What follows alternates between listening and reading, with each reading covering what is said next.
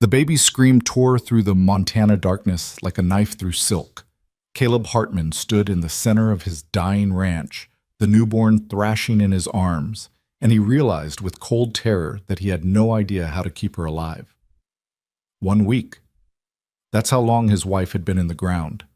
1 week since he'd become both father and mother to a child who wouldn't stop crying, wouldn't eat, wouldn't sleep. When the matchmaker's buggy rolled up his drive at dawn, he wanted to send her straight to hell. Instead, she looked at him with sharp eyes and said 5 words that split his world open. I told you you needed a wife. Before we begin, if you're drawn to stories of survival, second chances, and love built from ashes, stay with me until the very end.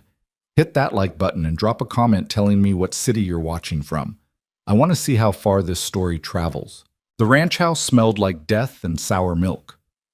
Caleb Hartman stood at the kitchen window, watching the sun bleed orange across the Montana horizon, and tried to remember the last time he'd slept. 2 days? 3? The baby, his daughter, though he could barely bring himself to think of her that way, lay in a wooden cradle his own father had built, whimpering softly. The sound was worse than screaming. It meant she was giving up. He'd tried everything. The goat's milk made her sick. The sugar water passed right through her. Mrs. Chen from the neighboring ranch had come by with some kind of rice concoction that the baby had refused entirely, her tiny face twisting in disgust before she'd vomited it back up. Caleb had thanked the woman, closed the door, and slid down against it until he was sitting on the floor, the baby in his lap, both of them crying. That was yesterday, or maybe the day before. Time had stopped meaning anything. The house still held traces of Sarah everywhere, her apron hanging on its hook, her hairbrush on the dresser upstairs, the half-finished quilt she'd been sewing, folded neatly in the chest at the foot of their bed. Their bed. Except it wasn't theirs anymore. It was just his, cold and vast and empty, and he couldn't bring himself to sleep in it. He'd been dozing in the chair beside the baby's cradle, jerking awake every time she made a sound, terrified that each breath might be her last. The morning Sarah died, she'd gripped his hand so hard her nails drew blood. Promise me, she'd whispered, her voice barely audible over the midwife's urgent movements. Promise me you'll take care of her. He'd promised. He'd have promised her anything, but he had no idea how to keep that promise. Caleb ran a hand over his face, feeling the rough stubble that had grown into nearly a full beard. He couldn't remember the last time he'd shaved, or eaten a full meal, or changed his shirt. The ranch was falling apart around him. The chickens weren't being fed properly. The vegetable garden Sarah had tended so carefully was beginning to wilt. He'd managed to keep the horses and cattle alive, but barely. Everything else was sliding into chaos. He heard the baby's breathing change, a small hitch that made his heart stop, and he was across the room in 3 strides, leaning over the cradle. She was still breathing, still Ov. Her tiny fists were clenched, her face scrunched up in an expression that looked almost angry. She was so small, so impossibly, terrifyingly small. I don't know what to do, he whispered to her. I don't know how to do this without her. The baby didn't answer. She just kept breathing, in and out, each breath a small miracle and a fresh terror. That's when he heard the buggy. At first, he thought he was imagining it. Nobody came out this far unless they had specific business, and everyone in Willow Bend knew what had happened. They'd come for the funeral, dozens of them, filling his house with casseroles and sympathy and uncomfortable silences, but since then they'd left him alone. Probably figured he needed time to grieve. Probably had no idea he was drowning. But the sound of wheels on the dirt road was unmistakable, growing louder as it approached. Caleb straightened, glancing down at himself. He looked like hell, and he knew it. Wrinkled shirt, unbuttoned vest, trousers he'd been wearing for days. His hair was standing up in every direction, and his eyes felt like they'd been rubbed with sand. He didn't care.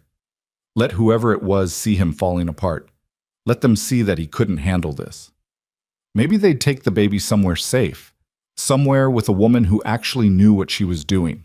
The thought made something twist painfully in his chest, but he shoved it down. The buggy came to a stop outside, and Caleb heard the creak of someone climbing down. Footsteps on the porch, then a sharp, authoritative knock that made the baby startle in her cradle. He opened the door, ready to tell whoever it was to leave. The woman standing on his porch was not what he expected. She was older, somewhere in her 50s, he guessed, with iron gray hair pulled back in a severe bun and eyes that seemed to catalog everything about him in a single glance. She wore a dark traveling dress and carried a large carpet bag, and there was something about the set of her jaw that suggested she was not a woman who accepted no for an answer. "Mr. Hartman," she said crisply, "I'm Eleanor Price. I believe we've corresponded." Caleb stared at her. Corresponded. He hadn't corresponded with anyone except the feed supplier and the bank, and both of those had been Sarah's domain before. Oh God, the matchmaker. "You," he said slowly, his exhausted brain trying to catch up. "You're the woman Sarah wrote to." "I am." Eleanor Price's sharp eyes moved past him, taking in the chaos of the house behind him. "May I come in?" "No." Her eyebrows rose slightly. "No?" "I don't need a matchmaker, Mrs. Price. My wife—" His voice caught. He forced himself to continue. "My wife is dead. I'm not looking to replace her." "I can see that." Eleanor's tone was matter-of-fact rather than sympathetic, which somehow made it worse. "What I can also see is that you're about to collapse. Your house is falling apart, and unless I'm very much mistaken, that baby I hear crying in there hasn't been properly cared for in days." Heat flooded Caleb's face. "You don't know anything about—" "I know exactly what I'm looking at, Mr. Hartman. I've been doing this work for 23 years. I've seen men in your position before." She adjusted her grip on her carpet bag. "Now, your wife wrote to me 3 months before she died. She was worried about you. She wanted to make sure that if anything happened to her, you would have help. She paid me in advance to come here and assist you in finding a suitable wife." "I don't want a wife. What you want and what you need are two different things." Eleanor's gaze moved past him again, toward the sound of the baby's increasingly desperate cries. "When was the last time that child was fed?" Caleb's jaw clenched. "This morning." "And did she keep it down?" He didn't answer. He didn't have to. Eleanor sighed, and for the first time her expression softened slightly. "Mr. Hartman, I'm not here to force you into anything, but I am here because your wife, a woman who clearly loved you very much, asked me to help. And right now, whether you like it or not, you need help." She paused. "Are you going to let me in, or are you going to let that baby cry herself sick while you try to prove you can handle this alone?" The words hit like a physical blow. Caleb felt something crack inside him. Pride, maybe, or the last of his stubborn resistance. He looked at Eleanor Price, at her stern face and uncompromising eyes, and felt the fight drain out of him. He stepped aside. Eleanor swept past him into the house, setting her carpetbag down with practiced efficiency. Her gaze moved around the room, taking in the unwashed dishes stacked in the sink, the cold fireplace, the general air of neglect that had settled over everything. But she didn't comment on any of it. Instead, she walked straight to the cradle where the baby was working herself into a full-blown wail. "How old?" Eleanor asked, not looking at him. 8 days. "And her name?" Caleb's throat tightened. "She doesn't have one yet." Eleanor's hand stilled on the edge of the cradle. She turned to look at him, and for a moment something flickered in her expression. Understanding, maybe, or pity. "You haven't named her. I can't—" The word stuck. He tried again. "Sarah was supposed to name her. We were going to decide together, after she was born, but she never—" He couldn't finish. Eleanor held his gaze for a long moment. Then she turned back to the baby and, with surprising gentleness, lifted her from the cradle. The baby's cries intensified immediately, her tiny body rigid with distress. "Have you tried different feeding positions?" Eleanor asked, cradling the infant against her shoulder. "Everything. She won't eat, or she eats and then she's sick." "And you've tried goat's milk?" "Yes." "Watered down, with a little sugar?" "Yes." Eleanor hummed thoughtfully, swaying slightly with the baby. "What about the way you're holding her? Infants can sense tension. If you're anxious, she'll be anxious." Caleb almost laughed, but it came out bitter. "I'm holding a week-old baby whose mother is dead. How exactly am I supposed to not be anxious?" "By accepting that you can't do this alone." Eleanor's voice was firm, but not unkind. She turned to face him fully, the baby still crying in her arms. "Mr. Hartman, I'm going to be blunt with you. You're running on no sleep, no proper food, and more grief than any man should have to carry by himself. That baby can feel all of it. She's picking up on your fear, your exhaustion, your loss, and until you get yourself in order, she's not going to settle. So what am I supposed to do? The question came out harsh, almost angry. Just stop grieving? Pretend everything's fine? No. Eleanor's expression softened. You're supposed to let someone help you. That's what your wife wanted. That's why she contacted me. Caleb wanted to argue. Wanted to tell this stranger to leave his house and take her judgment and her carpet bag and her offers of help with her. But the baby was still crying, that desperate, heartbroken sound that made his chest feel like it was being crushed, and he was so tired. So unbearably, crushingly tired. I don't need a wife, he said finally, the words coming out defeated. I just need someone who knows what they're doing with a baby. Eleanor studied him for a long moment. Then she nodded.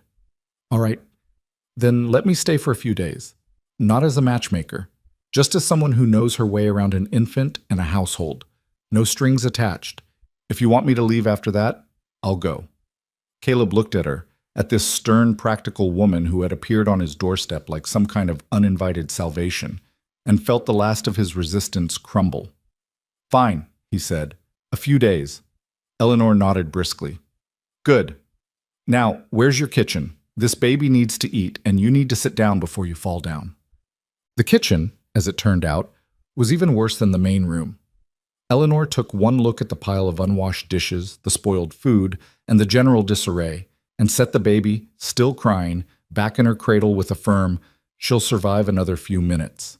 Then she rolled up her sleeves and got to work. Caleb sat at the kitchen table because she'd ordered him to, and he was too exhausted to argue. He watched her move around his kitchen with the kind of efficient competence that made him feel even more useless than he already did. She found the kettle, filled it with water from the pump, set it on the stove. She cleared space on the counter, located a clean bowl and spoon, examined the contents of his pantry with a critical eye. "When did you last eat?" she asked without turning around. "I don't know. Yesterday?" "What did you have?" "Bread, I think. Just bread." "I wasn't hungry." Eleanor made a sound that might have been disapproval or exasperation or both. "Mr. Hartman, you cannot take care of an infant if you're starving yourself. Grief is not an excuse to neglect your health." "I'm not—" He stopped because he was. He knew he was. "I just forget." "Then I'll remind you." She pulled out a basket of eggs, examined them, selected 3. "You have chickens, I see. Are they laying well?" "Well enough." "And the garden?" "I saw it from the road. It needs water." "I know." "The fence by the barn is listing, and there's a broken window on the second floor." Caleb's jaw tightened. "I know." Eleanor cracked the eggs into the bowl, whisking them with short, efficient strokes. "I'm not criticizing, Mr. Hartman. I'm taking inventory. A ranch doesn't run itself, and you can't do everything alone. That's simply a fact." "Sarah managed just fine." The words came out before he could stop them, sharp with grief and anger. Eleanor paused in her whisking, but she didn't turn around. "Your wife," she said carefully, "was not doing this alone. She had you. You worked together." She resumed whisking. "Now you're trying to do the work of 2 people plus care for a newborn, all while grieving the loss of your partner. It's not sustainable." Caleb wanted to argue, but he couldn't. Everything she was saying was true. The ranch was falling apart. He was falling apart. And the baby. The baby's cries had intensified to full-blown screams. Eleanor immediately set down the bowl and moved back to the cradle. She lifted the infant with practiced hands, checking her, diaper wet, no surprise there, and carried her to the kitchen table. "I'll need clean cloths," she said to Caleb, "and water. Warm, if you have it." He did as she asked, moving like a man in a dream. By the time he returned with the basin of warm water and a stack of clean cloths, Eleanor had the baby laid out on the table, murmuring to her in a low, soothing voice that seemed to cut through the crying, if only a little. "There now," Eleanor said softly. "I know, sweetheart. I know. Everything's frightening right now, isn't it? But we're going to take care of you. That's what we're going to do." Caleb watched her change the baby's diaper with quick, efficient movements, talking the whole time in that same calm, steady voice. The baby's cries decreased to whimpers. By the time Eleanor had her cleaned and wrapped in a fresh cloth, she'd stopped crying entirely. Her dark eyes, Sarah's eyes, staring up at the stranger with an expression that might have been confusion or relief or both. "See?" Eleanor said, lifting the baby against her shoulder. "All better. Sometimes all we need is someone to notice what's wrong and fix it." She turned to Caleb. "Now, let's try feeding her again. But this time, we're going to do it properly."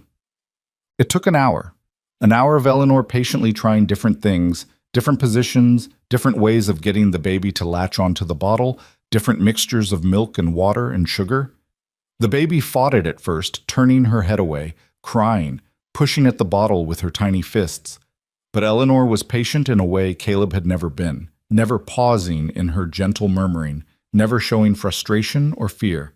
And finally, the baby drank. Not much, just a few swallows. But it was something. She kept it down. And when Eleanor burped her afterward, with more efficiency than Caleb had managed in 8 days, the baby didn't vomit.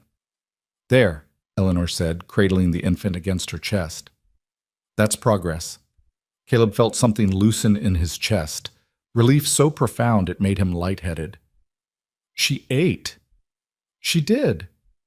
Eleanor smiled down at the baby, and for the first time since she'd arrived, her stern expression softened into something almost gentle. She just needed someone who knew what they were doing. Babies can sense desperation. It makes them resistant. "I wasn't desperate," Caleb said, but it was a lie, and they both knew it. Eleanor looked at him. "Mr. Hartman, you're drowning. Anyone can see that. There's no shame in admitting you need help. I told you, I don't need a wife. I'm not talking about a wife." Eleanor's voice was sharp again. "I'm talking about help. Any kind of help. A housekeeper. A cook. A wet nurse. Someone to share the burden so you don't collapse under the weight of it." Caleb opened his mouth to argue, but the baby made a small sound, not quite a cry, more like a sleepy murmur, and both of them fell silent. Eleanor swayed gently, patting the baby's back, and after a moment, the infant's eyes drifted closed. "She's sleeping," Caleb said, as if he couldn't quite believe it. "She is." Eleanor moved to the cradle and laid the baby down with infinite care. The infant stirred but didn't wake, her tiny chest rising and falling in the steady rhythm of sleep. Eleanor straightened, pulling a light blanket over the baby, and turned to Caleb. "When was the last time she slept for more than an hour?" "I don't know. Days, maybe." "Then we have a window, and you're going to use it to eat, bathe, and rest." "I can't." "You can, and you will." Eleanor pointed at the eggs she'd been preparing earlier. "Sit, eat. I'm going to heat water for a bath, and you're going to use it. Then you're going to sleep in an actual bed for at least 4 hours. I'll watch the baby. She'll wake up, and I'll feed her. I've managed to do it once. I can do it again." Eleanor crossed her arms, her expression brooking no argument. "Mr. Hartman, you're no good to that child if you're dead on your feet. Now sit down and eat before I force feed you myself." Despite everything, the grief, the exhaustion, the bone-deep fear, Caleb felt something almost like a smile tug at his mouth. "You're very bossy, Mrs. Price." "I prefer effective." She gestured at the table. "Eat." He ate. The eggs were good, better than anything he'd managed to cook in the past week, and he was hungrier than he'd realized. He finished them in minutes, then ate the bread she put in front of him and drank the tea she'd made. By the time he was done, he felt almost human again. Almost. Eleanor was as good as her word about the bath. She heated water, filled the tub in the small washroom off the kitchen, and pointed at it with an expression that suggested he'd better use it or face consequences. Caleb was too tired to argue. He stripped off his filthy clothes, sank into the hot water, and felt muscles he hadn't known were clenched begin to loosen. He stayed in the bath until the water began to cool, washing away days of sweat and grime and grief. When he finally emerged, wrapped in a clean towel with his hair dripping, he found Eleanor in the main room, sitting in the chair beside the cradle with some mending in her lap. She looked up as he entered, took in his clean state, and nodded approvingly. "Better? Now go upstairs and sleep. I'll wake you if she needs you." Caleb wanted to argue. Wanted to say he couldn't possibly sleep, not when the baby might wake, not when there were 1,000 things that needed doing, but his body was making the decision for him. He was so tired he could barely stand. "Just a few hours," he said. "4 at minimum." Eleanor's tone left no room for negotiation. "Go." He went. The bed, their bed, felt enormous and cold. Caleb lay down on his side, on what had been his side, carefully not looking at the empty space beside him. Sarah's pillow still smelled like her. He turned his face into it and felt something break open in his chest. He'd been holding it together for 8 days, holding himself rigid because if he let go, if he let himself feel it, he'd shatter. But now with Eleanor downstairs watching the baby, with the knowledge that someone else was there, someone competent and capable, he finally let himself fall apart. The grief came in waves. Not tears, he was too exhausted for tears, but a deep, wrenching ache that seemed to hollow him out from the inside. Sarah was gone. His wife, his partner, the woman who'd made this ranch a home instead of just a piece of land, gone. And in her place was this tiny, terrifying person who needed him in ways he didn't know how to provide. He'd failed her. Failed both of them. Failed as a husband by not being able to save Sarah. Failed as a father by not knowing how to keep their daughter alive. The thoughts spiraled darker and darker until exhaustion finally pulled him under. He dreamed of Sarah. Dreamed she was beside him in the bed, her hand in his, telling him everything would be all right. Dreamed he could turn to her and she'd still be there, solid and real and alive. But when he reached for her, she dissolved into mist, and he woke with a gasp to find the bed empty and the room dark. For a moment he couldn't remember where he was or why. Then it all came rushing back. Eleanor, the baby, the bath, the bed. How long had he slept? He sat up, his heart pounding. The house was quiet. Too quiet. The baby should be crying by now. She was always crying, unless... He was out of bed and down the stairs before he'd fully registered the decision to move, taking the steps 2 at a time in the darkness. He burst into the main room, his heart in his throat, expecting... Eleanor was still sitting in the chair beside the cradle. The baby was in her arms, awake but quiet, staring up at the older woman with those dark, serious eyes. And Eleanor was talking to her. Not baby talk, not nonsense sounds, but a real story, told in a low, steady voice. And so the little fox said to the bear, "I may be small, but I'm clever, and clever beats big any day." The bear didn't believe her, of course. Bears never do. But the fox had a plan. Caleb stood frozen in the doorway, watching as Eleanor told the story to his daughter. The baby wasn't crying. She wasn't even fussing. She was just listening. Her tiny face was turned toward Eleanor, completely focused, as if she understood every word. Eleanor must have sensed his presence because she looked up, her finger pressed to her lips in a silent gesture for quiet. Caleb nodded and moved closer, careful not to make noise. "What are you doing?" he whispered. "Telling her a story." Eleanor's voice was barely audible. "My grandmother used to tell it to me.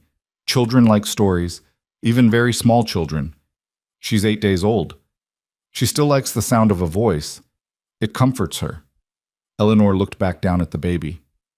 "And she needs comfort right now. Her whole world has been turned upside down. She was supposed to have a mother. Now all she has is a father who doesn't know what he's doing and a stranger who appeared out of nowhere."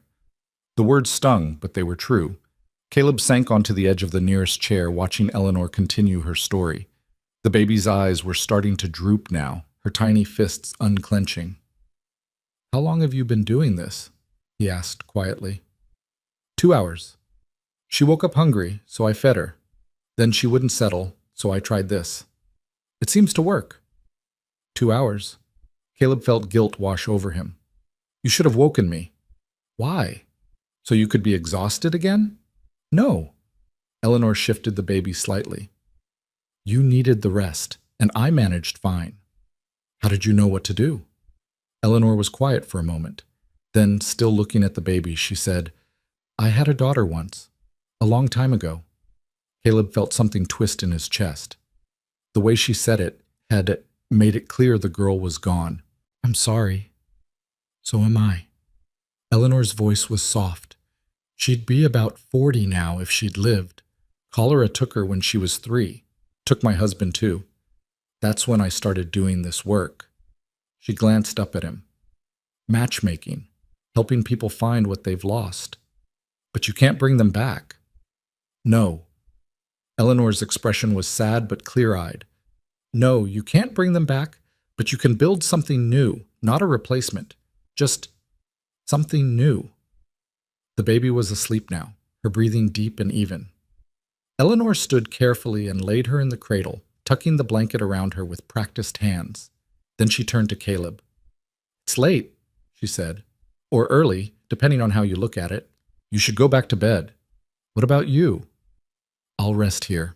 I'm used to keeping watch. She settled back into the chair. Go on, Mr. Hartman. She'll be fine. Caleb wanted to argue. Wanted to say he should be the one watching the baby, that it was his responsibility, his duty. But the truth was, he didn't want to. The relief of having someone else there, someone who knew what she was doing, was so profound it made him feel guilty. Thank you, he said quietly. Eleanor nodded. You're welcome. Now go, before she wakes again. He went. But this time, when he lay down in the empty bed, he fell asleep almost immediately, and he didn't dream at all. The next morning dawned clear and cold. Caleb woke to the sound of someone moving around downstairs, and for just a moment thought it was Sarah. Then reality crashed back and he remembered. Eleanor. The matchmaker who wasn't supposed to be here, who he'd agreed to let stay for a few days, who had somehow managed to do in one night what he'd been failing at for more than a week. He dressed quickly and went downstairs. Eleanor was in the kitchen, and the transformation was startling. The dishes had been washed, the floor had been swept. Something was cooking on the stove that smelled like bread and butter and salt, and for the first time in 8 days, the house felt almost normal. The baby was in her cradle, awake, but not crying, making small sounds that seemed curious rather than distressed. Eleanor was bustling around the kitchen with the kind of efficient energy that suggested she'd been up for hours. Good morning, she said without turning around. There's coffee on the stove. Help yourself. Caleb poured himself a cup, his hands still clumsy with sleep. How long have you been up? Since dawn. The baby woke at first light, so I fed her and then started on the house. There's porridge if you're hungry. He was hungry, ravenously so. He sat at the table and ate the porridge she put in front of him, thick and hot and better than anything he'd managed to make himself, while Eleanor continued working. She moved through the space like she'd lived there for years, knowing exactly where everything was, what needed doing. It should have felt invasive. This was his house, his and Sarah's, and this stranger was rearranging it to suit herself. But instead, it just felt easier, like someone had lifted a weight he hadn't known he was carrying. You didn't have to do all this, he said finally. I know. Eleanor wiped her hands on a cloth. But it needed doing, and you weren't going to do it. That's not... He stopped because it was true. He wasn't going to do it, not anytime soon. I would have gotten to it eventually. Eventually the baby would starve or the house would collapse or both. Eleanor's tone was matter-of-fact rather than cruel. Mr. Hartman, I'm not trying to shame you. I'm just pointing out reality. Caleb set down his spoon. Why are you here, Mrs. Price? Really? Eleanor turned to face him, leaning against the counter. Because your wife asked me to be. My wife is dead. I'm aware. That doesn't change the promise I made to her. She crossed her arms. Sarah wrote to me 3 months ago. She was very clear about what she wanted. She said if anything happened to her, you'd need help. Not because you're incompetent, but because this ranch is too much for one person and you'd never ask for assistance even if you were drowning. She said that? In almost those exact words. Eleanor's expression softened slightly. She loved you very much, Mr. Hartman. She wanted to make sure you'd be taken care of. Caleb felt his throat tighten. She shouldn't have. I don't need taking care of. Everyone needs taking care of sometimes. There's no shame in that. He wanted to argue, but the baby made a sound, not quite a cry, just a small, questioning noise, and Eleanor moved immediately to the cradle. She lifted the infant out, checked her diaper, and began that same gentle swaying motion she'd used the night before. "She'll need feeding soon," Eleanor said. "Would you like to try?" Every instinct in Caleb's body screamed no. He'd tried feeding her dozens of times, and every time had been a disaster. But Eleanor was looking at him with an expression that suggested this wasn't really a question, and he found himself standing, crossing to where she stood. "What do I do?" he asked. "First, relax." Eleanor transferred the baby to his arms, adjusting his hold until the infant was cradled properly against his chest. "She can feel your tension. If you're anxious, she'll be anxious. Breathe." Caleb breathed. The baby squirmed against him, her face scrunching up in a way that usually preceded screaming. But before she could start, Eleanor pressed a bottle into his hand, already prepared, already warmed. "Now, support her head. Bring the bottle to her lips. Don't force it. Let her decide." He did as instructed, his hands shaking slightly. The baby turned her head away at first, pushing at the bottle with her tiny fists, but Eleanor's hand came down on his shoulder, steadying him. "Patience," she murmured. "Try again, gently." He tried again. This time, the baby's mouth opened slightly. The nipple touched her lips, and, impossibly, miraculously, she latched on. Caleb held his breath as the baby began to drink, her small body relaxing against him. She drank slowly, carefully, but she drank. When she was done, Eleanor showed him how to burp her properly, and when the baby let out a small, satisfied sound, Caleb felt something in his chest crack open. "I did it," he said, his voice rough. "You did." Eleanor was smiling. "See? You just needed someone to show you how." The baby's eyes were drifting closed now, her tiny face peaceful in a way Caleb hadn't seen since Sarah had been alive to hold her. He looked down at his daughter, really looked at her for the first time in days, and felt the grief surge up again, overwhelming and crushing. "I don't know how to do this," he whispered. Eleanor's hand was still on his shoulder. She squeezed gently. "Then let me teach you." And for the first time since Sarah had died, Caleb allowed himself to believe that maybe, just maybe, he didn't have to do this alone. The rest of the day passed in a strange, almost dreamlike blur. Eleanor moved through the house like a force of nature, tackling tasks with ruthless efficiency while somehow still managing to care for the baby. She showed Caleb how to properly mix the formula, how to hold the bottle at the right angle, how to recognize when the baby was hungry versus when she just needed comfort. She cooked meals, real meals, not just bread and whatever else was lying around, and made him sit down and eat them. She took inventory of the garden, the livestock, the state of the barn. She made lists of what needed fixing, what needed buying, what could wait.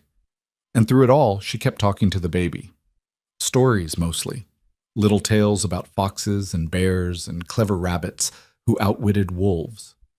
The baby seemed fascinated by Eleanor's voice, her dark eyes tracking the older woman's movements whenever she was near.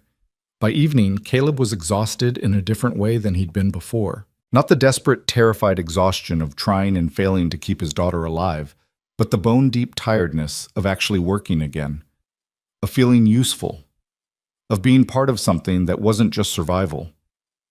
They sat together in the main room as the sun set, the baby sleeping peacefully in her cradle between them. Eleanor was mending one of Caleb's shirts. He hadn't even asked her to do it. She'd just found the pile of torn clothing and started working, and he was watching the dying light paint the Montana hills gold. "Your wife was right about this place," Eleanor said quietly. "It's beautiful." "It is," Caleb agreed. "She loved it here." "Did you come here together?" "No, I was here first.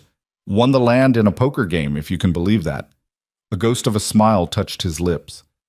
Sarah thought I was crazy when I told her. Who wins a ranch in poker?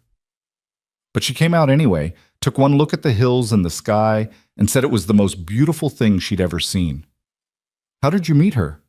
Caleb was quiet for a moment, remembering. "She was a school teacher, came to Willow Bend to work at the new school they'd built. I went to town for supplies one day and saw her standing outside the general store with her arms full of books. She'd dropped one and was trying to pick it up without dropping the rest. I helped her. And fell in love?" "Not immediately." He smiled despite himself. "She thought I was rude." I'd made some comment about women and heavy books, trying to be funny. It didn't land. She told me she could carry her own books just fine, thank you, and marched off with her nose in the air. He paused, but I kept finding excuses to go to town after that, and eventually she stopped glaring at me long enough to have a conversation. She sounds like she was quite a woman.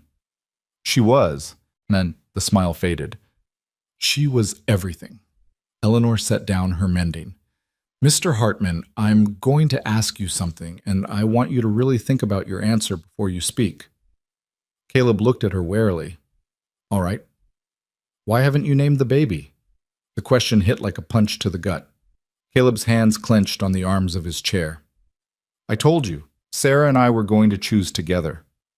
But Sarah's gone, and that baby needs a name, needs an identity beyond just the baby. Eleanor's gaze was steady. What are you really afraid of? I'm not afraid. You're terrified. Her voice was gentle but implacable. And I understand why. Naming her makes it real, makes her yours in a way she wasn't before. And you're afraid that if you let yourself love her fully, you'll lose her the way you lost Sarah. Caleb stood abruptly, unable to sit still under that penetrating gaze. You don't know what you're talking about, don't I? Eleanor stood as well, facing him across the room. Mr. Hartman, I've been where you are. I've lost someone I loved more than life itself, and I know what it's like to be so afraid of feeling that pain again that you hold yourself back from anyone who might make you vulnerable. This is different. It's not. Eleanor's voice was firm. You're keeping that baby at arm's length because you're afraid, but she's not going anywhere. She's yours, whether you name her or not, whether you let yourself love her or not. And every day you hold back is a day you're wasting. She might die. The words burst out of him before he could stop them, raw and desperate. She's so small, Mrs. Price, so fragile. What if I can't keep her alive? What if I fail her the way I failed Sarah? You didn't fail Sarah. Eleanor's expression softened. Women die in childbirth, Mr. Hartman. It's a tragedy, but it's not your fault, and you're not going to fail this baby. Not if you let people help you. I don't want help. I want... His voice broke. I want my wife back. I know. Eleanor moved closer, and for a moment, Caleb thought she might touch him, put a hand on his arm, something, but she didn't. She just stood there, steady and solid, and said, I know you do, but you can't have her back. What you can have is a future with your daughter, a real future, not just survival. But you have to choose it. Caleb looked at her, this sharp-tongued, bossy woman who had appeared in his life like some kind of avenging angel, and felt something shift inside him. She was right. She was right, and he hated it, and he was grateful for it all at once. I don't know how, he said finally, the words barely audible. Then let me show you. Eleanor's voice was gentle. Let me stay. Not forever. Just long enough to help you get on your feet, to teach you what you need to know, to help you find someone permanent if that's what you decide you want. I told you I don't want a wife. I heard you the first time. Eleanor smiled slightly. But you do need help, and I'm offering it. No conditions, no obligations, just help. Caleb looked at the baby sleeping in her cradle, at her tiny perfect face that was so much like Sarah's, it hurt to look at her. Then he looked at Eleanor, at her steady knowing eyes, and made a decision. A few more days, he said. That's all. Eleanor nodded. A few more days. But both of them knew it was a lie. A few days wouldn't be enough. Nothing would be enough except time and help and the slow, painful process of learning to live again. The baby stirred in her cradle, making a small sound. Eleanor moved immediately, but Caleb was faster. He crossed to the cradle and lifted his daughter carefully, cradling her against his chest the way Eleanor had taught him. It's all right, he murmured, swaying slightly. I've got you. The baby's eyes opened, dark and solemn. She looked up at him, and for just a moment, Caleb could have sworn he saw Sarah in those eyes. Not her coloring, the baby's eyes were too dark for that, but something else, something essential. I'll keep you safe, he whispered to his daughter. I promise. And this time, he meant it. Eleanor watched from across the room, her expression unreadable. Then she picked up her mending again and said, I think that's enough for today. Why don't you try putting her down again? I'll make us some supper. Caleb did as she suggested, laying the baby back in her cradle. She fussed for a moment but settled quickly, her eyes drifting closed. And as Caleb stood there looking down at his daughter, he felt the grief begin to shift, not disappear, but transform into something he could maybe, eventually, learn to carry. The road ahead was still long, still frightening, but with Eleanor there, with her sharp tongue and her gentle hands and her stories about clever foxes, it felt a little less impossible. A few more days, he'd said. He had a feeling it was going to be much longer than that. The few days turned into a week, and the week stretched toward 2. Eleanor stayed, and with each passing day, the house transformed a little more. The dishes were always clean now, the floors were swept, the garden got its water, and the fence by the barn got its repair. The chickens were fed on schedule, and the cattle no longer bellowed their complaints at dawn. It was as if Eleanor had taken the chaos of Caleb's life and simply reorganized it into something manageable. But it wasn't just the house that was changing. The baby was thriving in a way she hadn't before. She was eating regularly now, keeping her food down, sleeping in longer stretches. Her cries, when they came, were less desperate and more communicative. Hunger, discomfort, the simple need to be held. Eleanor seemed to understand each one instinctively, responding with the kind of calm competence that made Caleb feel both grateful and inadequate in equal measure. He was learning, though, slowly, painfully, but learning. Eleanor made him practice everything: feeding, changing, burping, soothing. She stood beside him while he fumbled through each task, her voice patient but firm, correcting his grip on the bottle or the angle of his arm or the rhythm of his swaying. And gradually, impossibly, he began to get better at it. The baby still cried when he held her sometimes, but not always. Sometimes she would settle against his chest and simply exist there, her tiny body warm and solid and real. In those moments, Caleb felt something he hadn't felt since Sarah died, a fragile, terrifying hope that maybe he could actually do this. It was during one of these quiet moments, late in the second week, that the first woman arrived. Caleb was sitting in the rocking chair by the window, the baby dozing against his shoulder, when he heard the sound of a wagon approaching. He looked up to see Eleanor moving to the door, her expression suddenly alert in a way that made his stomach tighten. "Who is that?" he asked. Eleanor glanced back at him, and something flickered in her expression. Guilt, maybe, or apprehension. "That would be Miss Rebecca Foster. I sent word to her last week." Caleb felt ice flood his veins. "You did what?" "I sent word to several women, actually, potential matches." Eleanor's voice was calm, but she didn't quite meet his eyes. "That's what your wife hired me to do, Mr. Hartman. Find you a suitable wife." "I told you I didn't want—" "You told me you didn't need a wife. But we both know that's not true." Eleanor opened the door before he could respond. "Miss Foster comes highly recommended. She's worked as a governess for 3 families, has experience with infants, and she's looking to settle down. I think you'll find her very suitable." Caleb wanted to argue, wanted to tell Eleanor to send the woman away immediately. But the baby was sleeping, and he didn't want to wake her with raised voices. So he sat there, trapped in the rocking chair, and watched as a young woman climbed down from the wagon and approached the house. Rebecca Foster was perhaps 25, with light brown hair and a pleasant face. She wore a traveling dress that had seen better days but was clean and well-maintained, and she carried herself with the kind of careful dignity that suggested someone who was used to being evaluated. When Eleanor introduced her to Caleb, she curtsied slightly and smiled.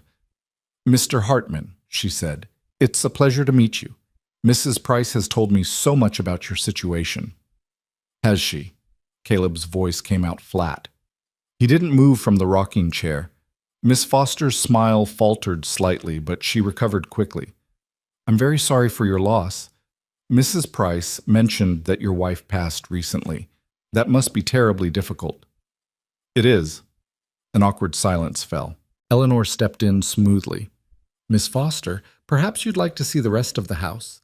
I can show you where you'd be staying if—" "I'm not staying," Caleb interrupted. He looked at Eleanor. "I told you I didn't want this." "Mr. Hartman, please." Eleanor's voice was low, urgent. "At least speak with her. You don't have to make any decisions today."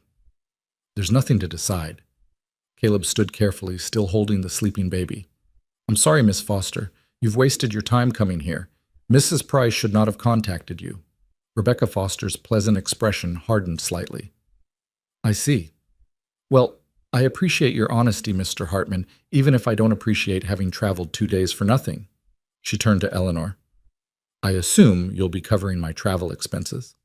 Of course, Eleanor said quickly, and I apologize for the confusion. If you'd like to rest before heading back, that won't be necessary. Miss Foster gathered her skirts.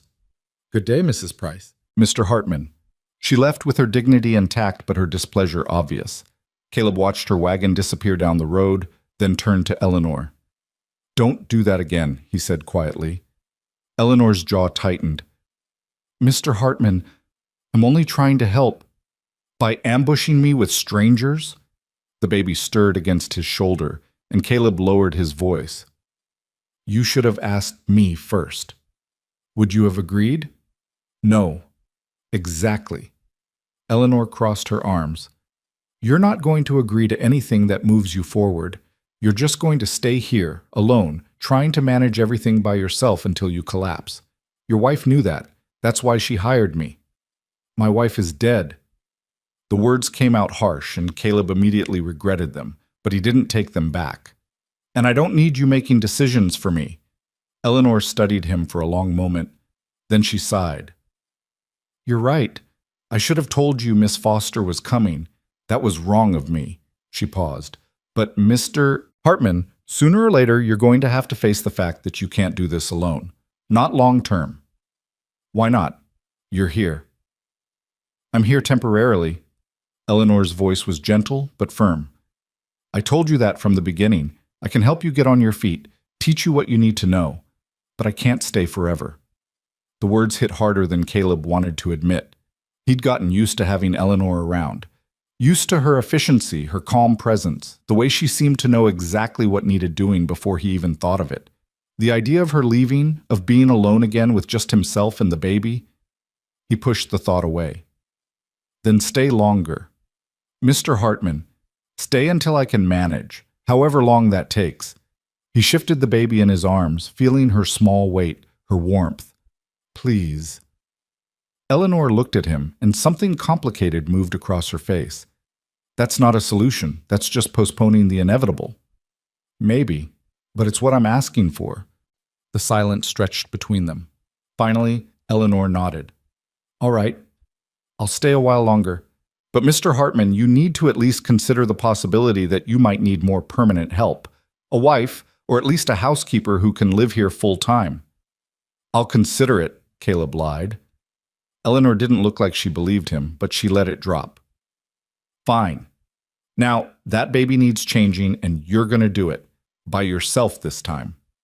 Caleb did as instructed, carrying his daughter upstairs to the small nursery Eleanor had organized. As he changed the diaper with hands that were finally starting to feel competent, he looked down at the baby's face and felt that familiar surge of grief and love and terror. What would he do when Eleanor left? How would he manage? The baby stared up at him with her dark, serious eyes, and Caleb felt something twist in his chest. He still hadn't named her, couldn't bring himself to. Every time he thought about it, he heard Sarah's voice in his head, laughing as they'd thrown names back and forth during her pregnancy. Elizabeth, Catherine, Rose. None of them had felt quite right, and they'd agreed to wait until they saw her face. But Sarah never got to see her face, and Caleb couldn't choose alone. I don't know what to call you, he whispered to his daughter. Your mother was supposed to help me with that. The baby made a small sound, not quite a cry, more like a comment, as if to say, well, you'd better figure it out. Caleb finished the diaper and picked her up, cradling her against his chest. She settled immediately, her tiny fist curling against his shirt. And for just a moment, he let himself feel it, the fierce, overwhelming love he'd been trying so hard to keep at arm's length. I'm going to keep you safe, he murmured. Even if I don't know what I'm doing, even if I'm terrified, I promise. The baby sighed, a small, contented sound, and Caleb stood there in the nursery, holding his daughter, and tried to believe his own words. 2 days later, the second woman arrived. This time, Eleanor had the decency to warn him first. Mrs. Judith Carpenter will be here this afternoon, she announced over breakfast. She's a widow herself, 42 years old, with extensive experience running a household. She has no children of her own, but has helped raise her sister's 5. Caleb set down his coffee cup with deliberate care. I thought we agreed. We agreed I would stay longer. We did not agree that I would stop doing the job your wife hired me for. Eleanor's expression was stubborn. Mrs. Carpenter is an excellent match for your situation. At least meet with her. Why? So I can send her away like the last one? Maybe. Or maybe you'll find that she's exactly what you need. Eleanor leaned forward. Mr. Hartman, I know you're still grieving. I know the idea of another woman in Sarah's place feels wrong. But this isn't about replacing your wife. It's about giving that baby a stable home. She has a stable home.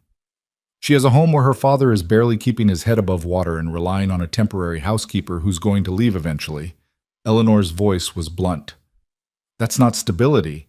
That's borrowed time. Caleb wanted to argue, but the baby chose that moment to start fussing in her cradle. He went to her immediately, lifting her out and checking her diaper. Dry. Not hungry. She'd eaten an hour ago, just wanting to be held. He settled into the rocking chair with her, and she quieted almost immediately. It was getting easier, this father thing. He was starting to understand her different cries, her rhythms, the small signs that told him what she needed. But Eleanor was right about one thing. He was exhausted. Even with her help, the ranch was too much for one person. The cattle needed tending, the horses needed exercising, fences needed mending, and 100 other tasks piled up every day. Fine, he said finally. I'll meet with Mrs. Carpenter, but I'm not promising anything. Eleanor nodded, looking satisfied. That's all I ask. Mrs. Carpenter arrived precisely at 2 o'clock, driving her own wagon with the kind of competent efficiency that immediately reminded Caleb of Eleanor. She was a solid woman, built sturdy rather than delicate, with gray-streaked brown hair and hands that looked like they'd seen hard work. When Eleanor introduced them, she shook Caleb's hand with a firm grip and looked him straight in the eye. Mr. Hartman, she said, thank you for seeing me. I know this must be difficult. It is, Caleb admitted. At least she was honest. No false sympathy, no platitudes, just acknowledgement. Mrs. Price tells me you have a newborn. May I see her? Caleb hesitated, then gestured to the cradle where the baby was sleeping. Mrs. Carpenter moved to it with the confident step of someone who knew her way around infants. She looked down at the baby for a long moment, her expression softening. She's beautiful, she said quietly. Looks healthy. You've been taking good care of her. Eleanor has, Caleb corrected. I'm just learning. That's honest. Mrs. Carpenter straightened. Mr. Hartman, I'm going to be direct with you. I'm not looking for romance. My husband died 6 years ago, and I've made my peace with being alone. What I'm looking for is purpose and security. This ranch needs a woman's hand, and I need a place to call home. It would be a practical arrangement, nothing more. The bluntness should have been off-putting. Instead, Caleb found it almost refreshing. And if I said I wasn't interested in an arrangement of any kind, then I'd say you're either lying to yourself or you're too proud for your own good. Mrs. Carpenter's tone was matter-of-fact. But it's your decision. I can stay for supper, let you see how I manage around a kitchen and a baby. If you don't like what you see, I'll leave in the morning. Fair? Caleb glanced at Eleanor, who was watching with carefully neutral expression. Then he looked at the baby, sleeping peacefully in her cradle. She deserved better than a father who was constantly exhausted, constantly struggling, constantly one bad day away from falling apart. Fair, he said finally. Mrs. Carpenter stayed for supper. She cooked a pot roast with vegetables that was somehow even better than Eleanor's cooking, and she managed the baby with the same calm competence Eleanor showed. When the baby fussed during the meal, Mrs. Carpenter simply picked her up, swayed her gently while stirring the gravy with her other hand, and set her back down when she'd settled. You're good with her, Caleb observed. I've had practice. My sister had 5, like I said. I helped raise all of them after their father died. Mrs. Carpenter served him a generous portion of roast. Children need routine and patience. Give them both, and they'll thrive. After supper, she washed the dishes while Eleanor tended to the baby, and Caleb found himself watching the way she moved through the kitchen. Efficient, competent, completely unromantic. It would be practical, he thought, a business arrangement. Someone to help run the ranch, care for the baby, manage the household tasks that were slowly drowning him. But when he looked at her, solid, capable, practical Mrs. Carpenter, all he could think about was how different she was from Sarah. Sarah had been slight and quick, with a laugh that filled the whole house and a habit of singing while she worked. Mrs. Carpenter was quiet and methodical, her presence steady but not warm. It wasn't her fault. She was exactly what she'd claimed to be, a practical solution to a practical problem. But Caleb realized with sudden clarity that he couldn't do it, couldn't marry someone just for convenience, couldn't bring another woman into Sarah's house and pretend it was anything other than a transaction. When Mrs. Carpenter finished the dishes, she turned to him. "Well, what do you think?" "I think you're exactly as competent as Eleanor said," Caleb told her honestly. "But I don't think this would work." Mrs. Carpenter nodded, unsurprised. "Because you're still in love with your dead wife." The words were blunt enough to make Eleanor wince, but Caleb just nodded. "Yes." "That's fair." Mrs. Carpenter dried her hands on a towel. "But Mr. Hartman, let me give you some advice. Love doesn't have to be the only reason to marry. Sometimes partnership is enough. Sometimes practical is better than passionate." "Maybe." Caleb looked at the baby, sleeping once again in her cradle. "But I'm not ready for either one." "Then I hope you get ready before that baby grows up without a mother." Mrs. Carpenter collected her shawl. "I'll leave in the morning, as promised. Thank you for your honesty." She retired to the spare room Eleanor had prepared, leaving Caleb alone with Eleanor and the baby. The older woman looked at him with something that might have been disappointment or sympathy, or both. "She was perfect for your situation," Eleanor said quietly. "I know." "And you still said no." "I did." Eleanor sighed. "Mr. Hartman, I'm trying to understand, but you're rejecting every option I present. What exactly are you looking for?" "I don't know." Caleb slumped in his chair, suddenly exhausted. "Maybe nothing. Maybe I just need time." "Time won't change anything. It'll just make you more set in your ways." Eleanor sat across from him. "Your daughter needs stability. She needs a mother figure. She has you. I'm not staying forever." The words came out sharper than Eleanor probably intended. She took a breath, visibly steadying herself. "I'm sorry. But Mr. Hartman, you have to face reality. I'm 63 years old. I'm not going to be around forever. And even if I were, I can't be a mother to your child. I'm just a temporary solution. Then stay until I find a permanent one." "And how long will that take? Another year? 5 years? 10? Eleanor shook her head. "No, that's not fair to any of us." The baby made a sound, a small whimper that quickly escalated into a full cry. Caleb started to rise, but Eleanor waved him back. "I'll get her. You look exhausted." She lifted the baby from the cradle, checking her diaper with practiced efficiency. Wet. She carried her to the changing table, murmuring softly the whole time. "There now, sweetheart. I know. Everything's wet and cold and miserable. We'll fix it. We always fix it." Caleb watched her work, watched the gentle way she handled his daughter, the soft tone of her voice. The baby's cries quieted almost immediately, replaced by small, curious sounds as Eleanor changed her diaper and cleaned her up. "You're good with her," Caleb said quietly. "I told you. I had a daughter once." Eleanor lifted the baby, now clean and dry, and held her against her shoulder. "She was the light of my life. Losing her nearly destroyed me." "How did you survive it?" Eleanor was quiet for a long moment, swaying with the baby. "I didn't, at first. I wanted to die with her. But I had to keep living, had to find a way to go on. So I started helping other people, became a matchmaker, figured if I couldn't have my own family, I could at least help other people build theirs."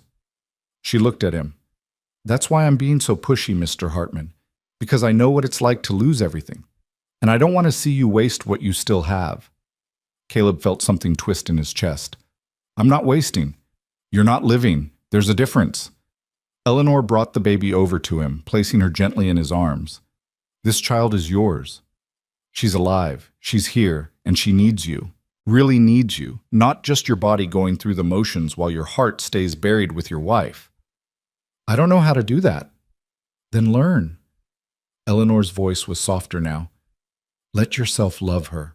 Let yourself be her father, not just the man who keeps her alive. The baby was looking up at him with those dark, serious eyes. Sarah's eyes, he'd thought at first.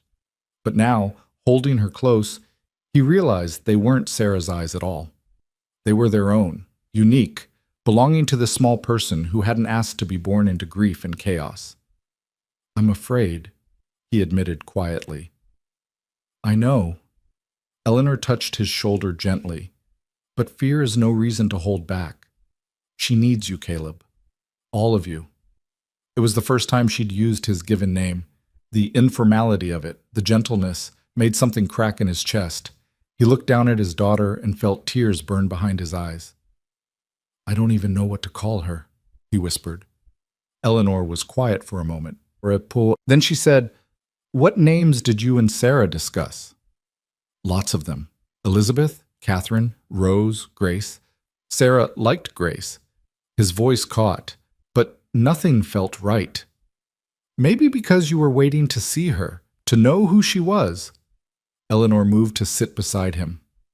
Look at her now. Who is she? Caleb looked, really looked, at his daughter's small, serious face, at the way her tiny fist curled against his chest, at the stubborn set of her mouth that reminded him of Sarah, yes, but also of himself, at the way she watched him with those dark eyes, as if she was trying to figure him out just as much as he was trying to figure her out. I don't know yet, he said finally, but I'd like to find out. Eleanor smiled. That's a start. The next morning, Mrs. Carpenter left with the same quiet dignity she'd arrived with. Eleanor paid her travel expenses and apologized again for the wasted trip. When the wagon disappeared down the road, Eleanor turned to Caleb with an expression that suggested she wasn't giving up. There are 3 more women I've contacted, she said. They'll be arriving over the next week. Caleb wanted to protest, wanted to tell her to cancel them all, but he just nodded tiredly. All right. All right? Eleanor looked surprised. You're not going to argue? Would it do any good? Probably not, she smiled slightly. But I appreciate you not making me fight for it. The 3rd woman arrived 2 days later. Her name was Miss Patricia Green, and she was young, barely 20, with golden hair and a nervous smile. She lasted approximately 15 minutes before the baby's crying made her burst into tears and admit that she'd never actually been around infants and was terrified of them. Eleanor sent her away with an apology and a recommendation for a different family. The 4th woman, Mrs. Helen Morrison, arrived 3 days after that. She was professional, competent, and made it very clear within the first hour that she believed children should be seen and not heard, that infants needed strict schedules and firm discipline, and that coddling led to weak character. Caleb showed her the door before Eleanor could intervene. I know she was strict, Eleanor said afterward, but she did have experience. She called my daughter spoiled. Caleb's voice was flat. She's 2 weeks old. She can't be spoiled. Eleanor opened her mouth to argue, then closed it. You're right. That was inappropriate. I'll screen the next candidates more carefully. But the 5th woman, Miss Anna Lawson, seemed perfect on paper. She was 28, had worked as a nanny for 2 different families, loved children, and approached the baby with genuine warmth. The baby even seemed to like her, settling quickly when Miss Lawson picked her up. Caleb watched them together and felt nothing. No relief, no gratitude, no sense that this was right. Just nothing. When Miss Lawson left to wash up before supper, Eleanor turned to him. Well, she's wonderful, isn't she? She's fine. Fine. Eleanor's voice rose slightly. Mr. Hartman, she's more than fine. She's exactly what you need. Young enough to keep up with a child, experienced enough to know what she's doing, and genuinely kind. What more do you want? I don't know, Caleb admitted. But it's not her. Why not? Because she's not... He stopped himself, but Eleanor's expression sharpened. She's not me, Eleanor finished quietly. The words hung in the air between them. Caleb felt heat flood his face. That's not what I was going to say. Wasn't it? Eleanor's gaze was uncomfortably penetrating. Mr. Hartman, you've rejected every woman I've sent you. The experienced ones, the young ones, the practical ones, the warm ones. The only person you want here is me. Because you know what you're doing, Caleb said defensively. Because the baby responds to you, because you understand… What? Eleanor's voice was gentle now. What do I understand that these other women don't? Caleb couldn't answer, couldn't put into words the truth that was becoming increasingly obvious, that Eleanor wasn't just helping him survive. She'd become essential. Her presence, her voice, her steady competence, the way she told stories to the baby, the way she didn't coddle him or pity him, the way she'd simply stepped into his broken life and started putting the pieces back together. I don't want them to leave, he said finally, looking at the baby sleeping in her cradle. Any of them. I want someone who will stay. I will stay, Eleanor said softly, for as long as you need me. But not forever. No, not forever. She paused. Mr. Hartman, Caleb, I think we need to have an honest conversation about what's happening here. Before she could continue, they heard Miss Lawson coming back down the stairs. Eleanor straightened, her expression shifting back to professional neutrality. We'll discuss this later. But later never came. Miss Lawson stayed for supper, proving herself competent and pleasant throughout.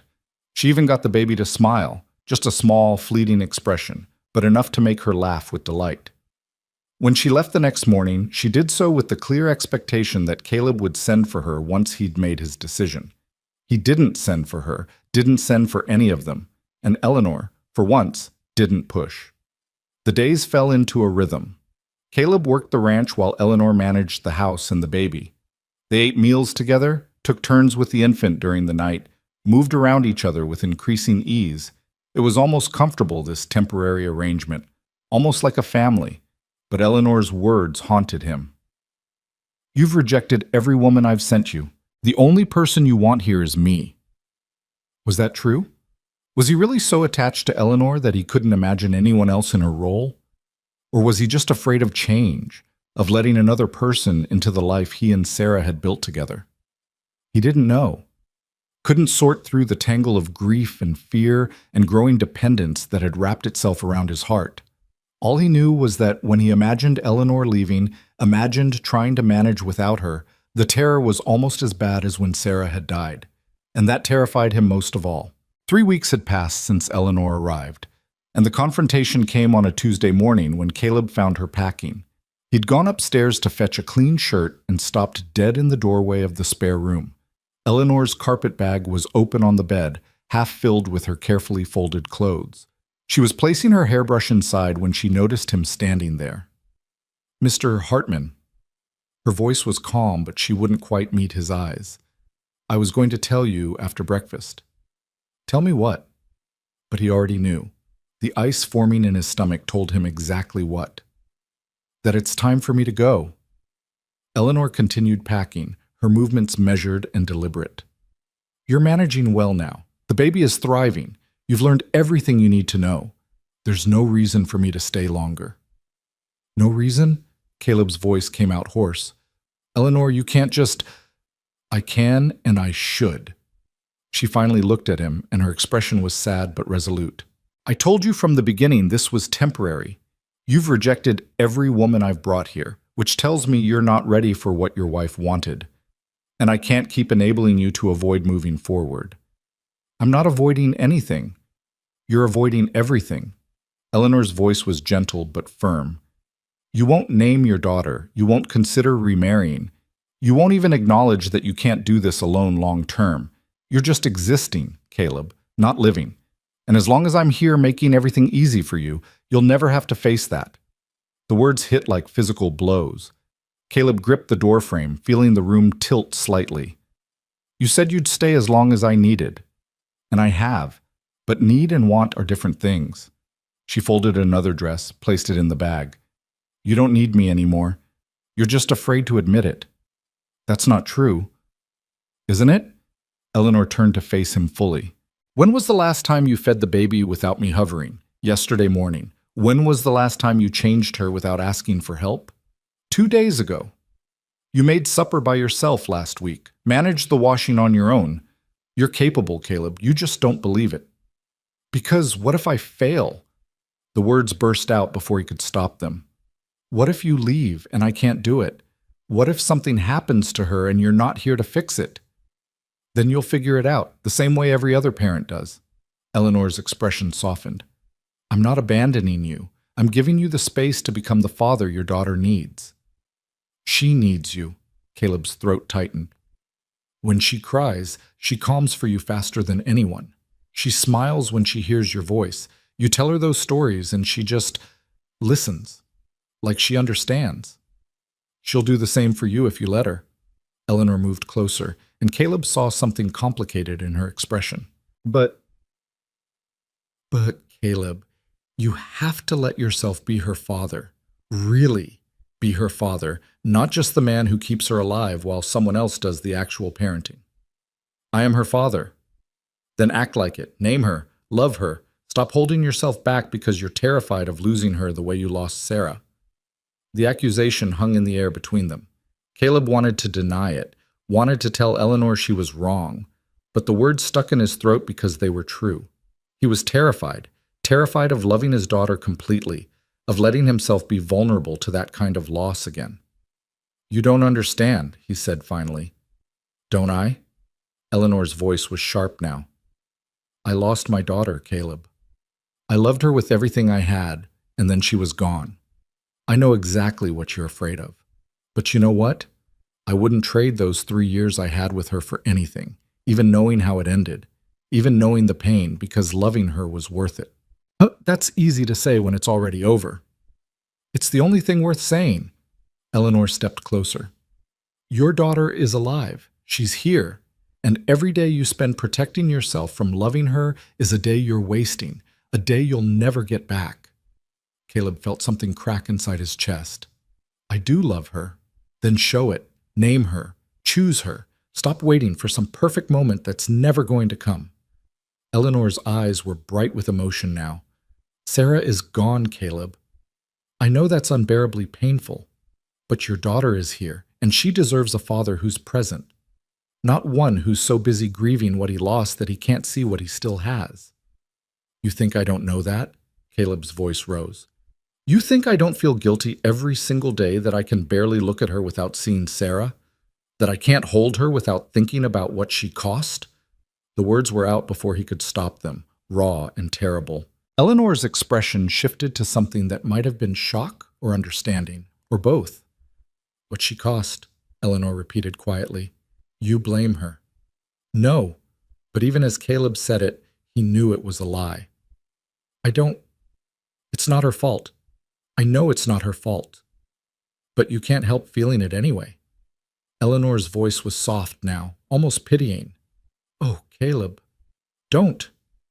He turned away, unable to face the compassion in her eyes. Don't look at me like that. Like what? Like you understand.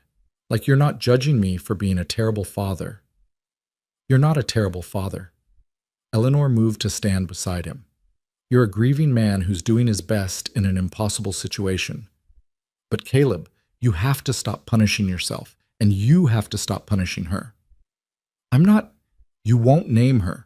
You can barely hold her without someone telling you to. You feed her and change her and keep her alive, but you don't talk to her. Don't sing to her. Don't tell her stories the way I do. Eleanor's voice was gentle but relentless. You're keeping her at arm's length because you're afraid. But she's not going to stay a baby forever. She's going to grow up. And if you don't let yourself love her now, you're going to wake up one day and realize you've missed it all. Caleb felt tears burn behind his eyes. I don't know how to do it differently. Then let me show you. Eleanor touched his arm gently. Not as your housekeeper or your matchmaker, just as someone who's been where you are and survived it. By leaving? By giving you the push you need. She squeezed his arm. I'm not leaving today. Or tomorrow. But soon, Caleb. Because you're ready, even if you don't believe it yet.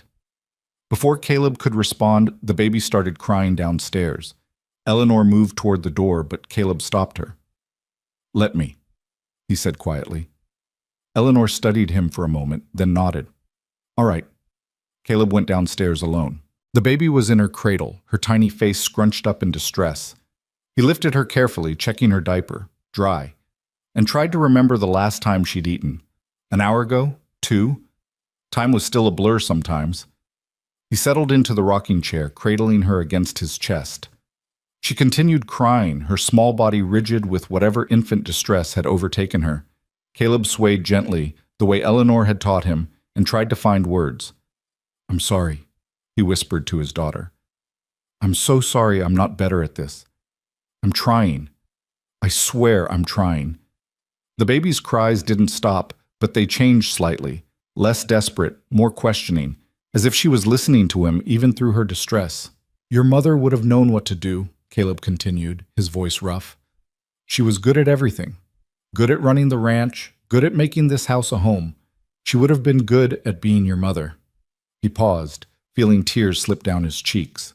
"And I'm angry at her for leaving, for dying when you needed her, when I needed her." The admission felt like ripping something open inside himself, but once he started, he couldn't stop. "I'm angry at you sometimes too," he said softly, "and I hate myself for it. You didn't ask to be born, didn't ask for any of this, but when I look at you, all I can think about is what I lost to have you, and that's not fair, that's not your fault." The baby had stopped crying now. She was looking up at him with those dark, serious eyes, and Caleb felt something shift in his chest. "You look like her," he whispered, "but you're not her, you're your own person, and I need to stop being so afraid of that." He touched her tiny hand, felt her fingers curl around his thumb. "Eleanor's right. I've been protecting myself from loving you. Because if I let myself love you the way I loved your mother, and then I lose you..." His voice broke. The baby made a small sound, and her grip on his thumb tightened. "But that's not living, is it?" Caleb continued after a moment. "That's just existing, just surviving, and you deserve better than a father who's just surviving." He sat there in the rocking chair holding his daughter and let himself feel everything he'd been pushing away for 3 weeks. The grief, the fear, the guilt, the anger.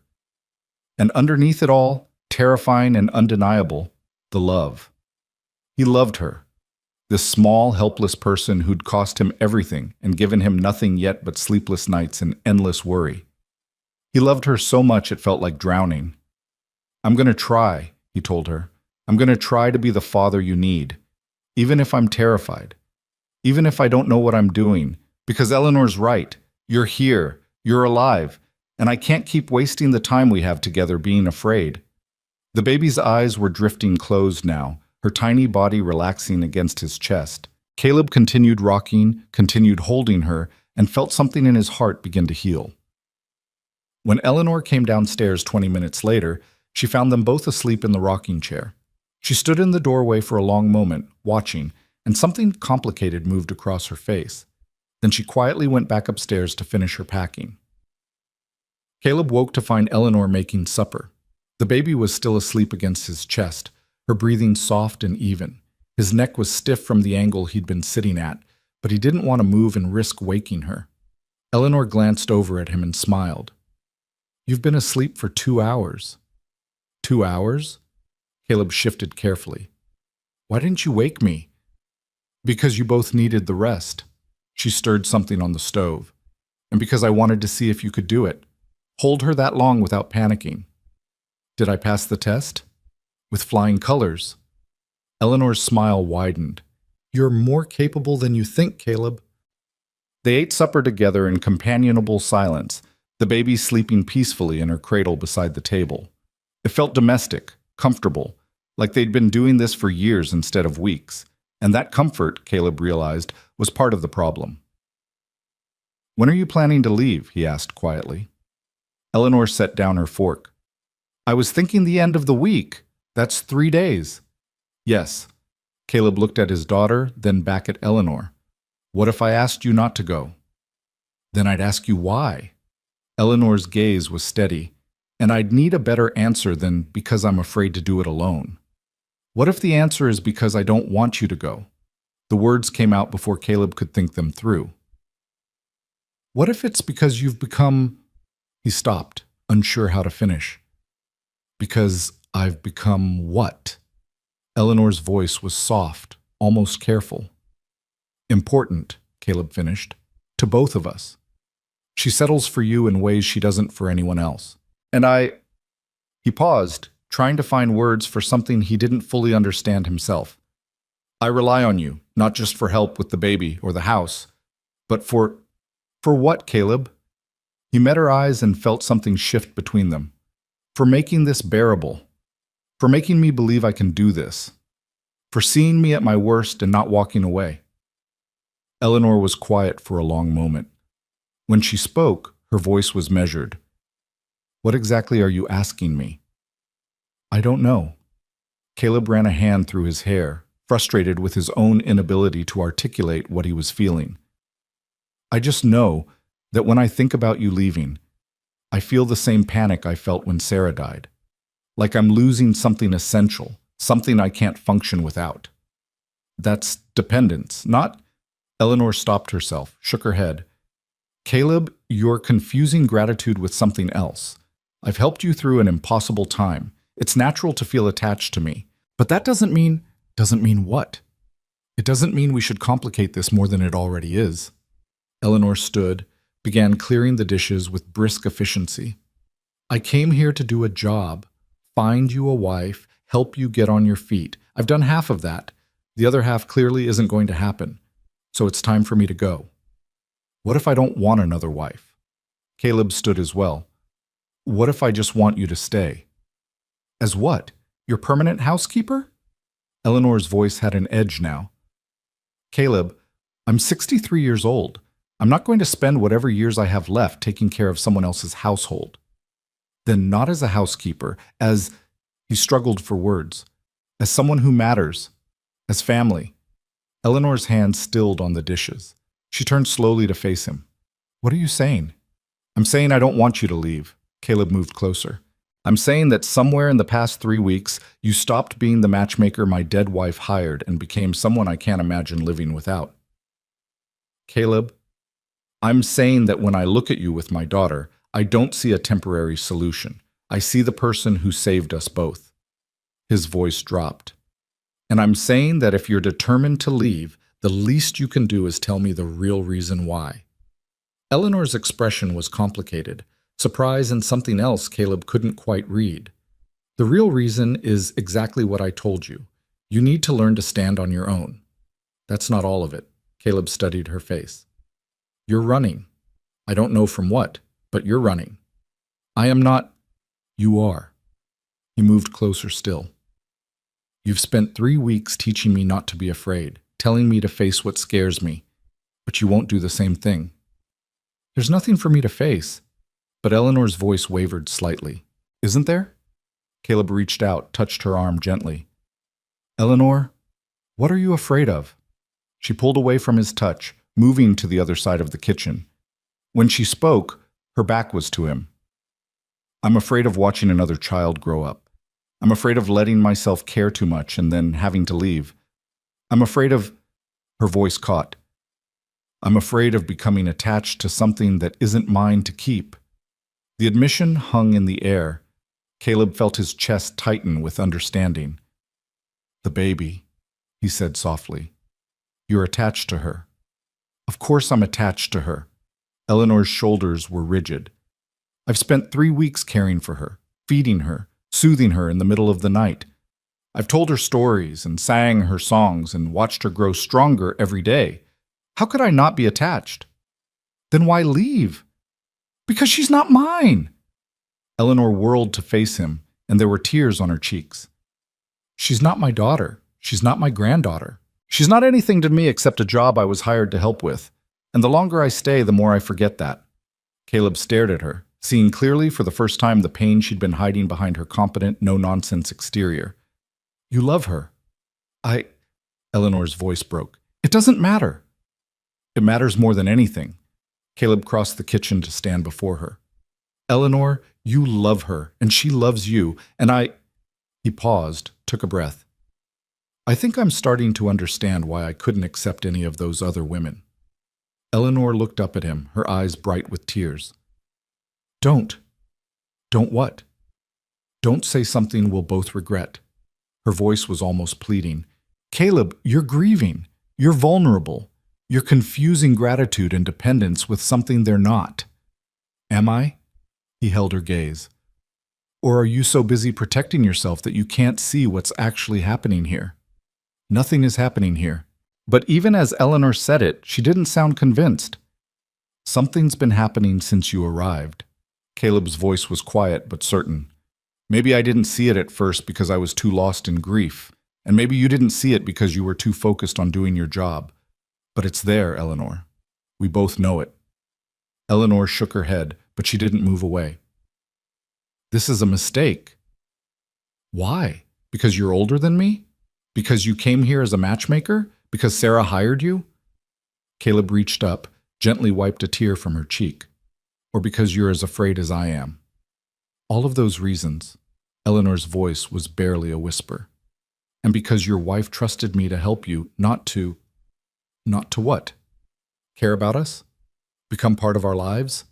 He paused. Fall in love with my daughter? I didn't mean to. The admission came out broken. I tried to keep my distance, tried to stay professional, but she's so small, and she needs so much, and when she looks at me with those serious eyes, Eleanor's voice broke completely. I can't do this again, Caleb. I can't let myself love someone and then lose them. Then don't lose us. The words came out with absolute certainty. Stay. Not as a temporary housekeeper or a matchmaker. Stay as yourself, as Eleanor. And what does that make me? Your employee. Your charity case. It makes you family. Caleb said it simply, knowing it was true. It makes you the person who helped us survive when we were drowning, the person who loves my daughter, the person I've come to. He stopped, the words too big and too frightening to say aloud, but Eleanor heard them anyway. Don't, she said again, but there was less conviction in it now. Why not? Because it complicates things? Everything's already complicated. He took her hand, felt it trembling in his. Eleanor, I'm not asking you to replace Sarah. I'm not asking you to be something you're not. I'm just asking you to stay. For how long? As long as you want. He squeezed her hand gently. As long as we need each other. Eleanor looked at him, and in her eyes Caleb saw the same fear and hope and confusion he felt in his own chest. This is madness. Probably. He managed a small smile. But I've been mad with grief for 3 weeks. Maybe this is a better kind of madness. Caleb, she started to say something else, but the baby chose that moment to wake with a sharp, demanding cry. They both moved at once, then stopped, looking at each other. Eleanor gestured toward the cradle. You get her. I'll warm a bottle. Caleb lifted his daughter from the cradle, and she quieted slightly at his touch. He held her against his shoulder, swaying gently, and watched Eleanor prepare the bottle with the same efficient movements she'd shown him a dozen times. But this time, when she handed him the bottle, their fingers touched and held for just a moment longer than necessary.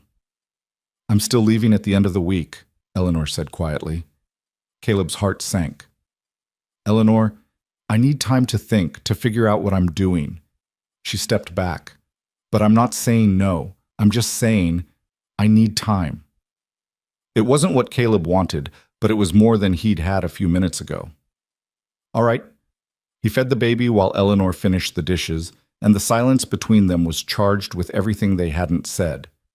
When the baby was fed and changed and sleeping again, Eleanor retreated upstairs to her room and closed the door. Caleb sat alone in the darkening parlor, holding his daughter, and tried to understand what had just happened. He'd admitted feelings he hadn't known he had.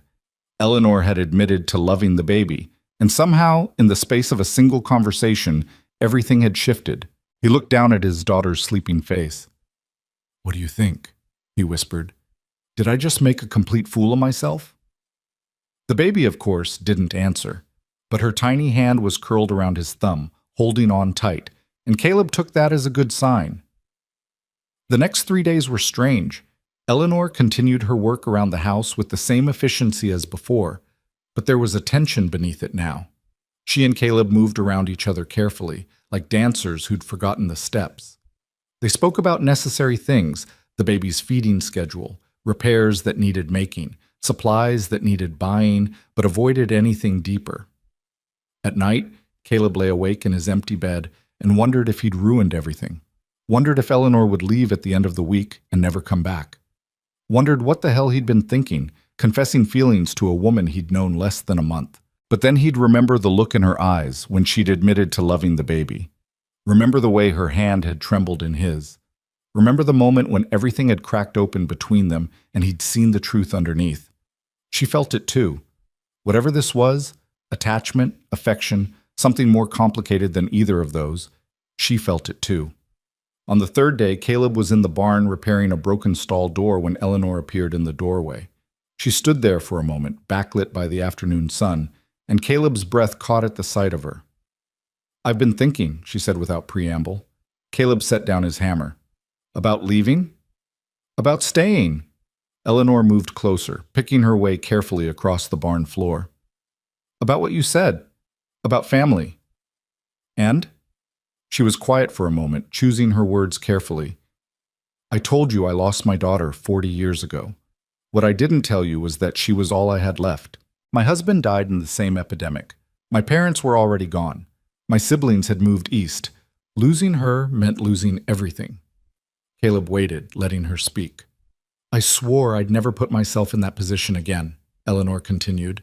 "Never let myself care that much about someone I could lose. So I became a matchmaker, helped other people find families while keeping myself carefully separate. It was safe, predictable." She looked up at him. "And lonely. So unbearably lonely." "Eleanor, let me finish." She took a breath. "These past 3 weeks have been the first time in 40 years that I felt like I belonged somewhere, like I was part of something instead of just observing it. And that terrifies me, Caleb, because I don't know how to do this. Don't know how to let myself care without being consumed by fear of losing it all again." "I don't know either," Caleb admitted. "I'm terrified every single day that something will happen to the baby, that I'll fail her, that I'll lose her the way I lost Sarah. Then we're both fools." "Probably." He moved closer. "But maybe we can be fools together." Eleanor smiled despite the tears on her cheeks. "That's not very romantic." "I'm not trying to be romantic. I'm trying to be honest." He reached out, took her hand. "I don't know what this is, Eleanor. I don't know if it's just circumstance or grief or something real, but I know I don't want you to leave, and I know that my daughter needs you, that we both need you." "Need isn't love." "No," Caleb agreed, "but it's a start." Eleanor looked at him for a long moment. Then, slowly, she squeezed his hand. "I'll stay, but on one condition." "Name it." "You name her." Eleanor's voice was firm. "Your daughter. You give her a name, not because I'm asking you to, but because she deserves one, because she's not just the baby anymore. She's a person, your person, and it's time you acknowledge that." The words hit home. Caleb nodded slowly. "All right. When?" "Tonight." He took a breath. "We'll do it together. All three of us." Eleanor smiled, and it was the first real smile he'd seen from her in days. "All right."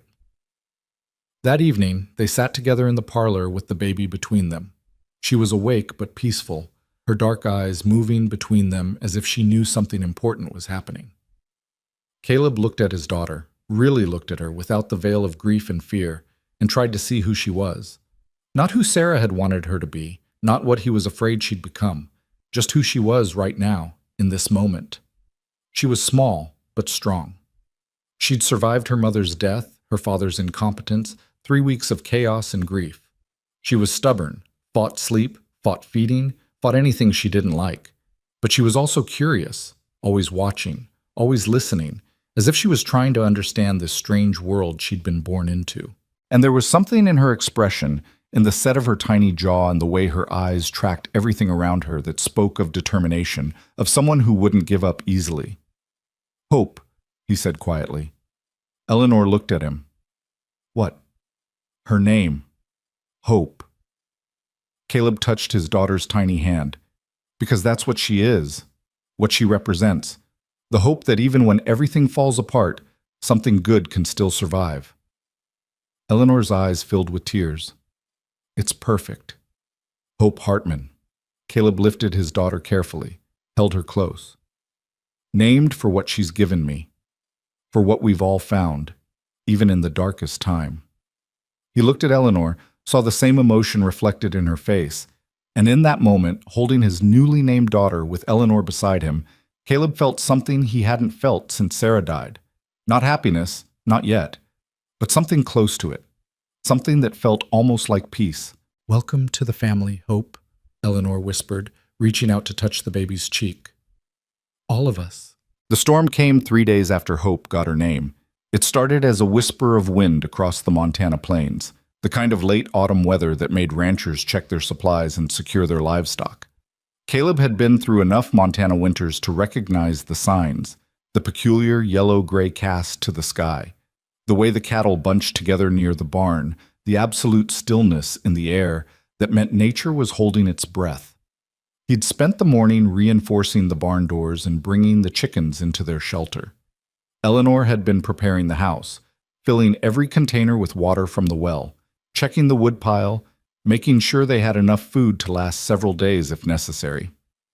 Hope had been fussy all morning, as if she too could sense the coming change.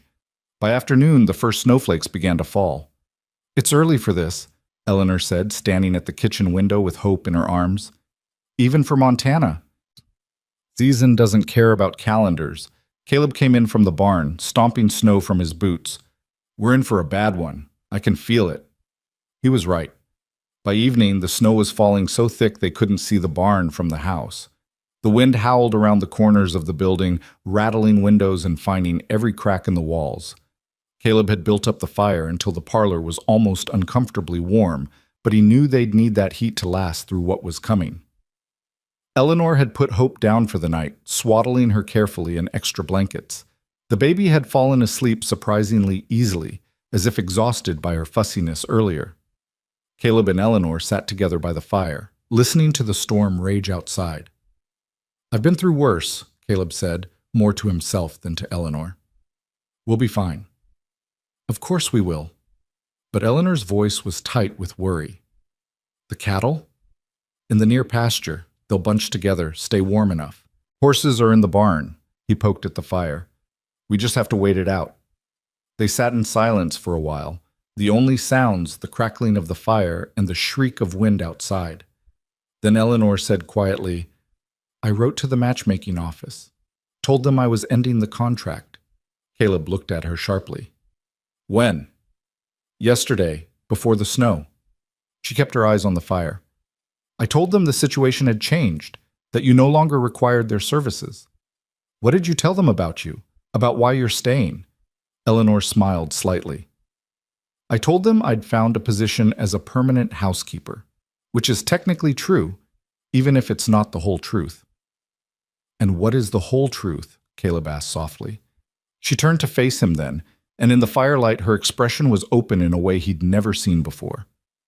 "The truth is that I'm staying because I can't imagine leaving. Because when I think about walking away from you and Hope, I feel like I'm being torn in half." She paused. "The truth is that I'm terrified and hopeful and confused all at once, and I have no idea what I'm doing. That makes two of us." Caleb reached for her hand. "But we'll figure it out." "Will we?" Eleanor's fingers curled around his. "Caleb, I need you to understand something. I'm not Sarah. I can't be her. I won't try to be. I'm not asking you to be. Aren't you?" She held his gaze. "When you look at me, when you ask me to stay, what exactly are you asking for?" Caleb was quiet for a long moment, considering the question honestly. "I'm asking for what's already happening. You, here, helping me raise Hope, being part of our lives, being," struggled for the right word, "being family." "Just family?" "I don't know." The admission felt important. "I know I care about you. I know I depend on you. I know that when you smile at Hope, something in my chest feels lighter. But Eleanor, I'm still grieving Sarah. I don't know when that will end or what will be left when it does." "That's honest, at least." Eleanor squeezed his hand. "I can work with honest." "What about you?" Caleb turned the question back. "What are you asking for?" Eleanor was quiet for so long he thought she might not answer. Then she said, I'm asking for permission to love your daughter without feeling like I'm overstepping. I'm asking for time to figure out what we are to each other. And I'm asking you to not expect more from me than I can give. I won't. Good, she smiled. Because I have no idea what I'm doing either. They sat together as the storm raged, hands linked, watching the fire burn down. Eventually Eleanor dozed off, her head tipping against Caleb's shoulder. He sat very still, afraid to wake her, and let himself feel the weight of her trust. She was here. She was staying. Whatever came next, they'd face it together. The storm lasted through the night and into the next day. By morning, snow had drifted against the house so high it covered the lower windows. The temperature had dropped brutally, and even with the fire roaring, the edges of the rooms were frigid. Caleb made trip after trip to the woodpile, grateful he'd stalked it well before winter set in. Hope woke with the dawn, and her cry was different than usual, thin and reedy, almost weak. Eleanor was up immediately, lifting the baby from her cradle with practiced hands. "She's hot," Eleanor said, pressing her hand to Hope's forehead. "Caleb, she's burning up." Fear sliced through him. Caleb was at Eleanor's side in 2 strides, touching Hope's cheek. The baby's skin was flushed and far too warm, and when she cried again, the sound was wrong, strained and desperate. "What do we do?" His voice came out tight. "Cool cloths. Water if we can get her to take it." Eleanor was already moving, laying Hope on the table and beginning to unwrap her swaddling. "We need to bring her fever down." They worked together with the kind of desperate efficiency that came from shared fear. Eleanor stripped Hope down to her diaper while Caleb fetched cool water from the basin. They sponged the baby down gently, trying to cool her fever without chilling her too much. Hope cried weakly through it all, her tiny body shuddering. "It's all right, sweetheart," Eleanor murmured, her voice steady even though her hands were shaking. "We've got you. We're going to make you better." But as the morning wore on, Hope got worse. Her fever climbed despite their efforts. She wouldn't eat, turning her head away from the bottle and crying in thin, painful bursts. Her breathing became rapid and shallow, and dark circles appeared under her eyes. "We need a doctor," Caleb said, pacing the kitchen while Eleanor held Hope. "I'll ride to town." "In this storm?" Eleanor's voice was sharp. "Caleb, you'd freeze before you got halfway there. The snow is 4 feet deep in places." "Then what do we do?" He felt panic rising in his throat. "Eleanor, what do we do?" "We keep doing what we're doing. We keep her cool, keep trying to get fluids in her, and we watch." Eleanor's face was pale but determined. "And we don't give up." The day stretched into the longest of Caleb's life. Longer even than the day Sarah died, because at least then he'd known the outcome was beyond his control. This time, Hope's life hung in the balance of what he and Eleanor could do, and the weight of that responsibility was crushing. They took turns holding Hope, sponging her down, trying to coax water into her. The baby grew weaker as the hours passed, her cries fading to whimpers. By afternoon, she was barely moving, her tiny chest rising and falling in rapid, shallow breaths.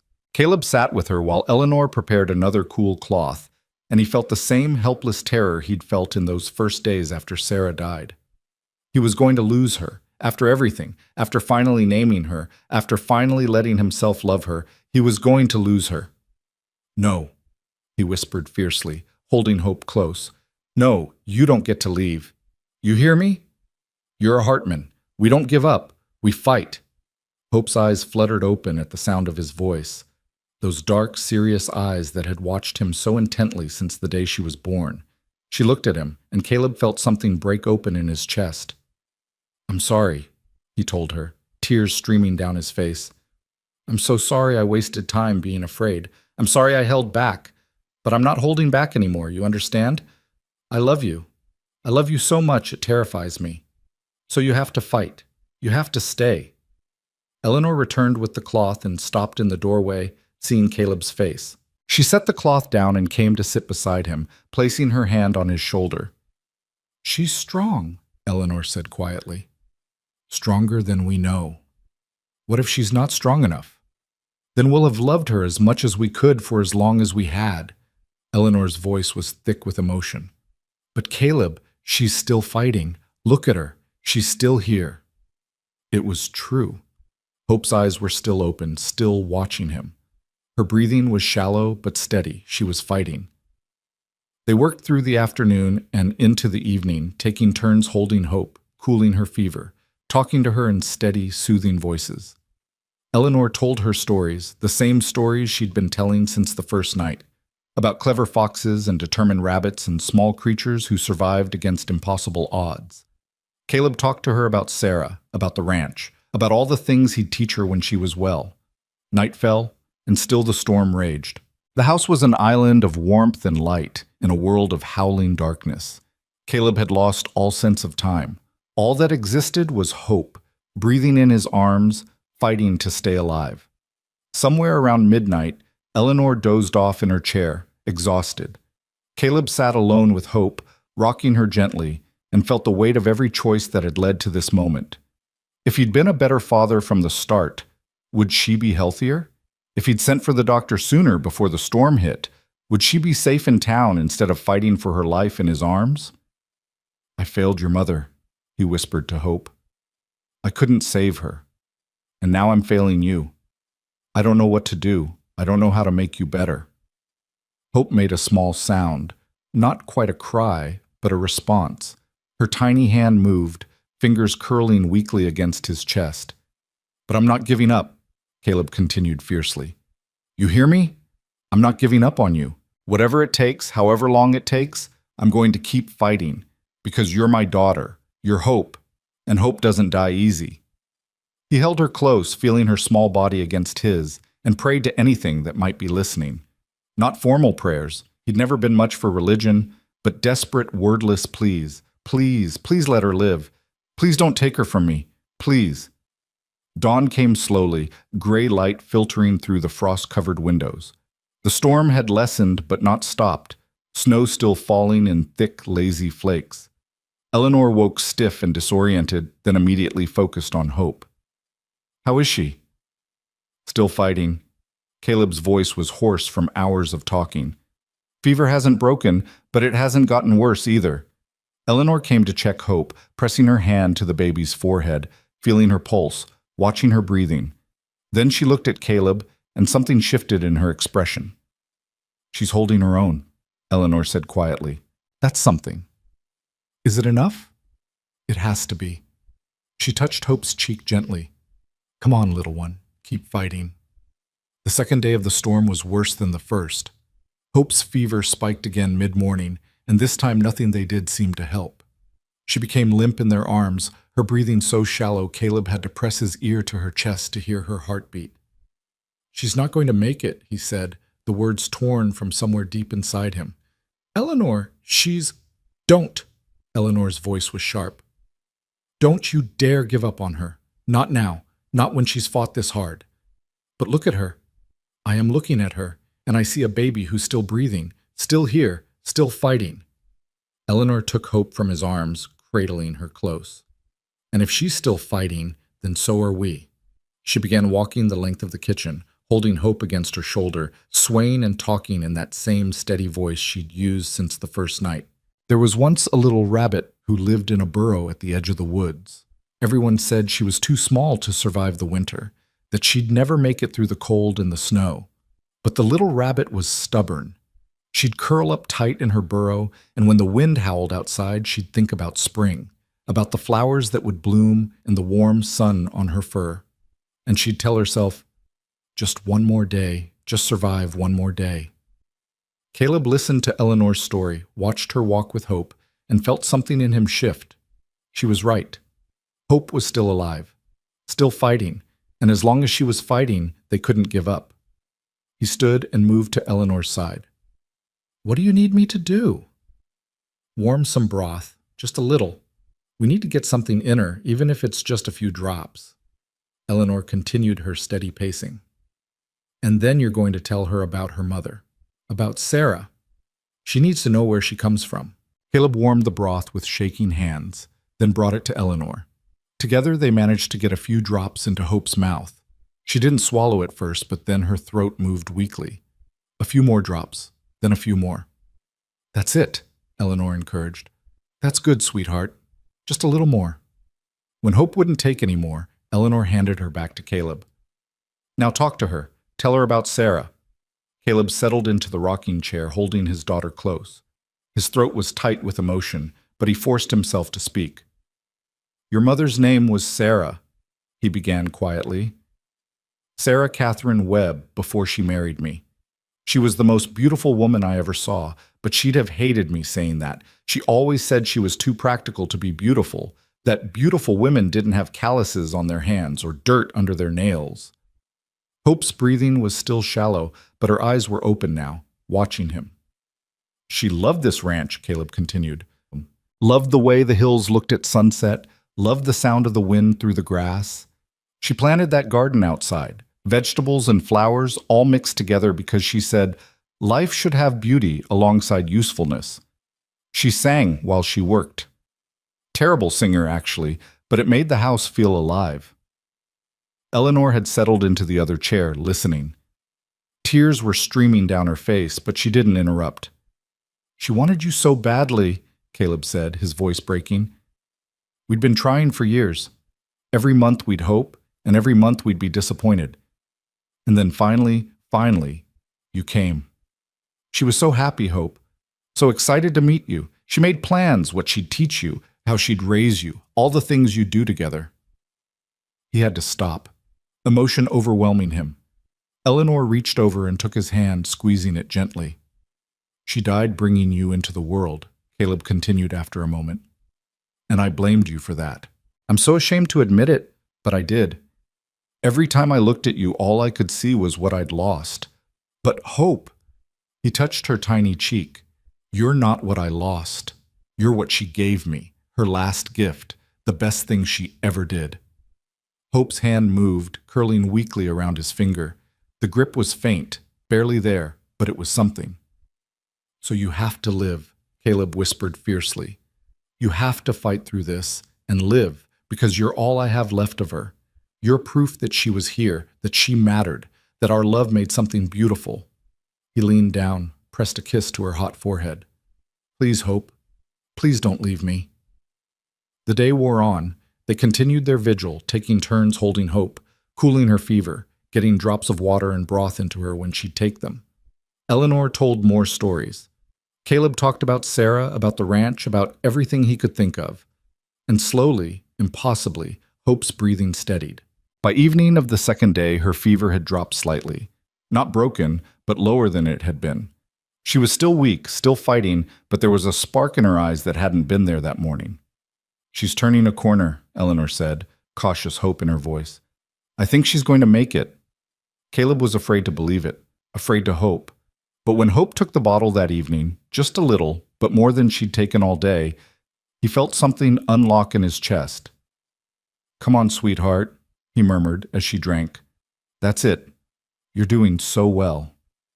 That night, Caleb and Eleanor took turns sleeping in short shifts, neither willing to leave Hope alone. The storm had finally broken, leaving behind a world transformed by snow. Stars appeared between the clouds, cold and distant and beautiful. Caleb stood at the window with Hope in his arms, looking out at the snow-covered landscape. Your mother would have loved this, he told her softly. The way everything looks clean and new after a storm.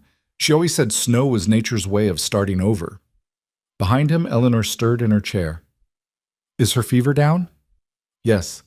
Caleb turned and there were tears on his face. Eleanor, I think she's going to be all right.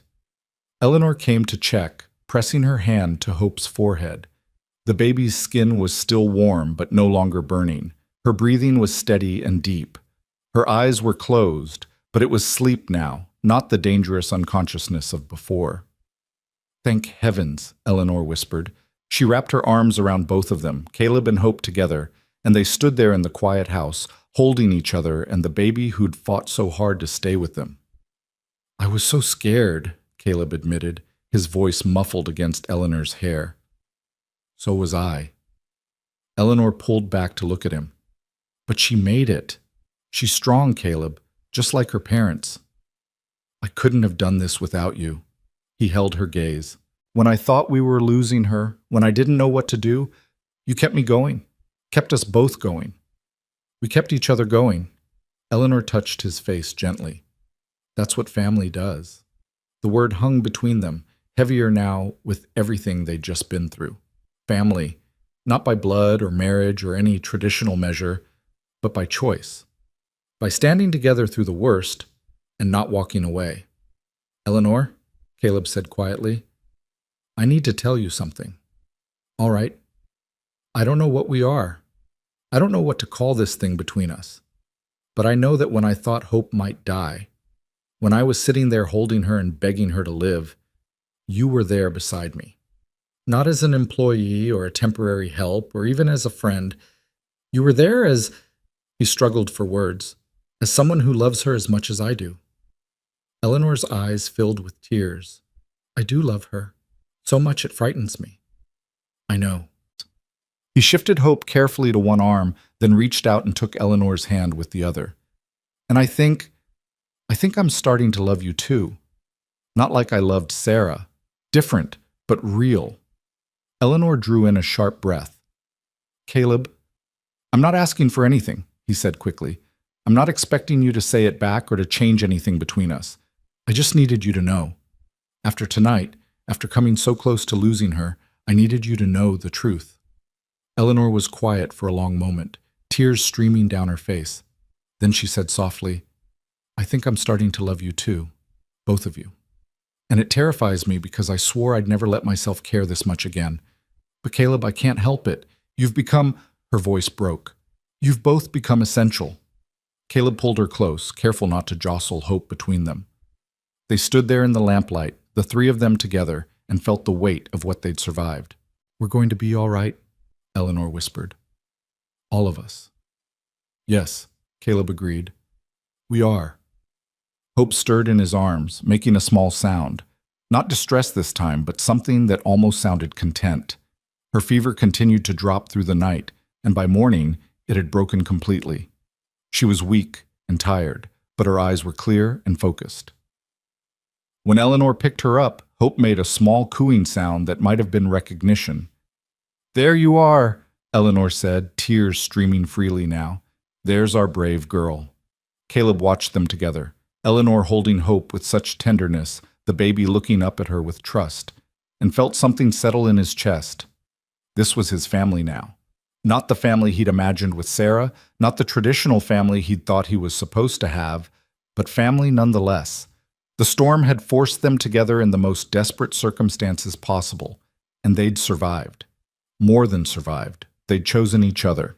Chosen to stay, to fight, to love, despite the fear. 3 days after the storm ended, a rider finally made it through to check on them.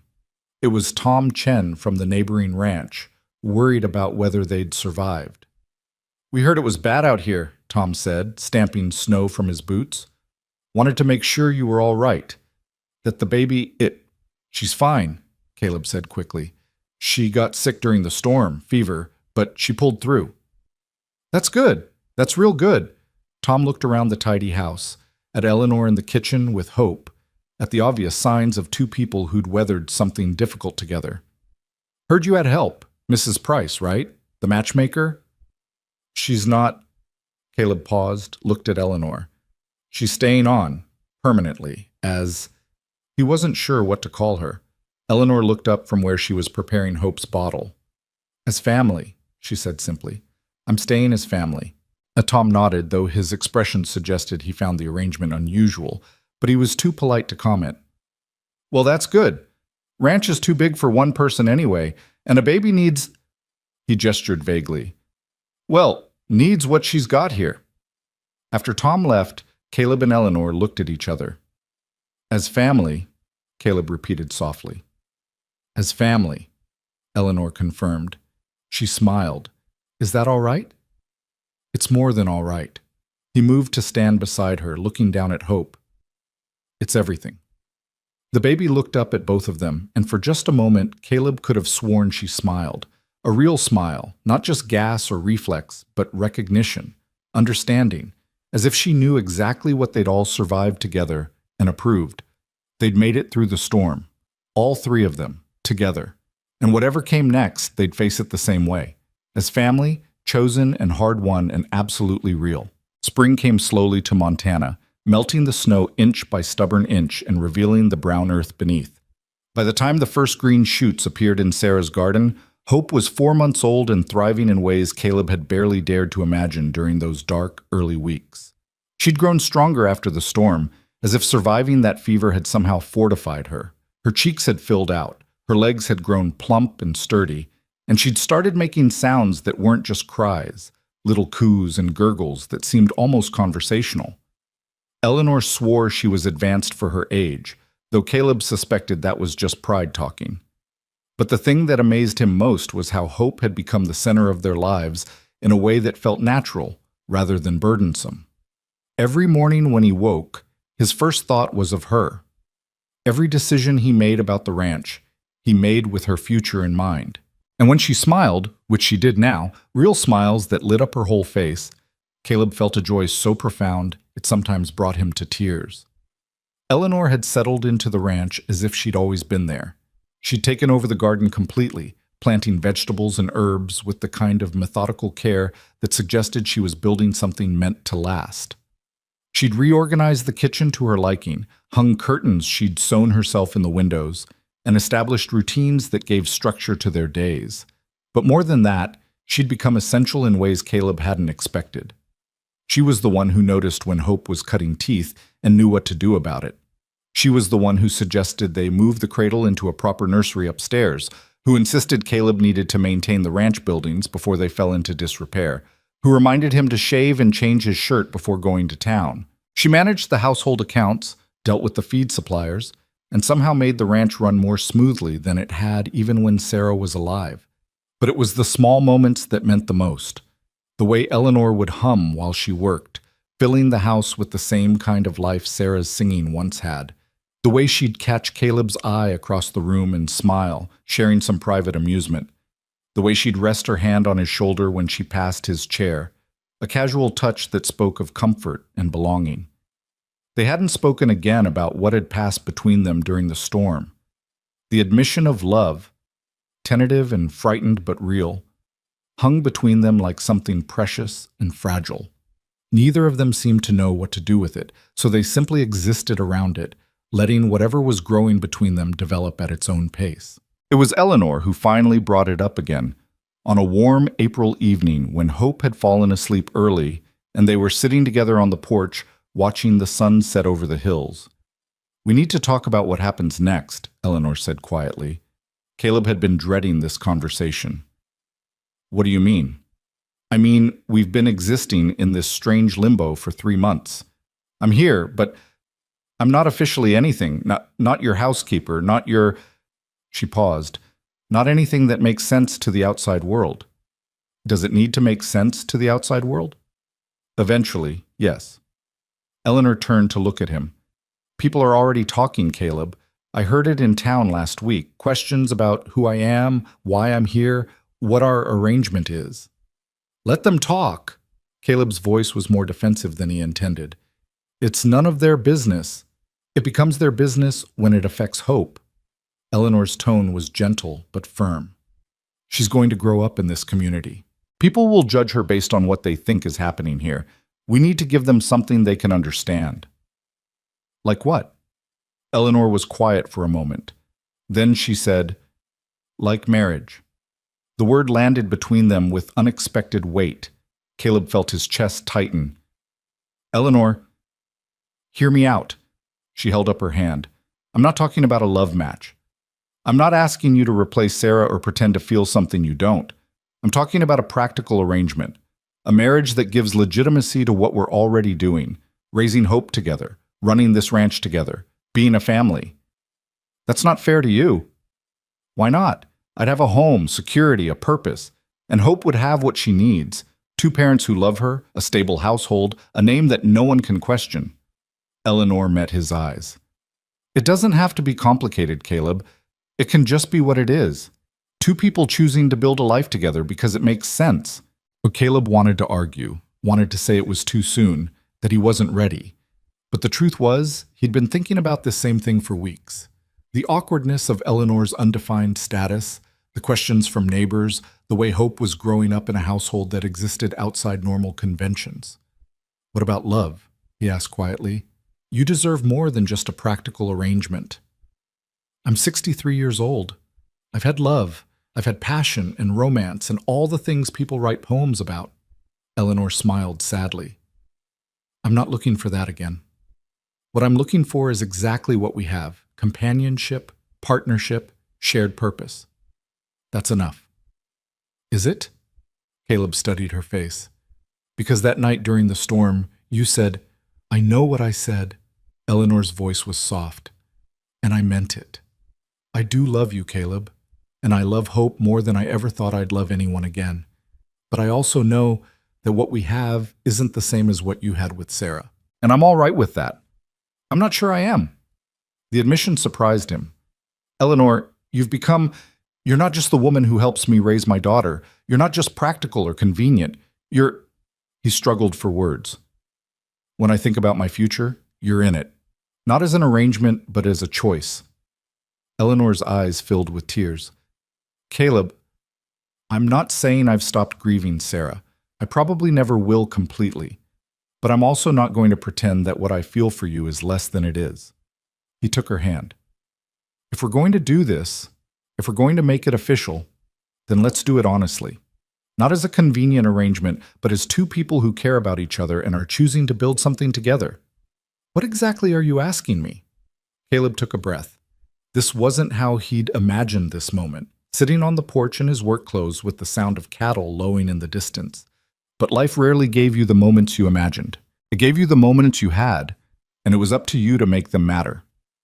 I'm asking you to marry me, he said simply, not because it's practical or because people are talking or because hope needs legitimacy, but because I want you to be my wife. Because I love you, Eleanor Price, and I want to spend whatever time we have building a life together.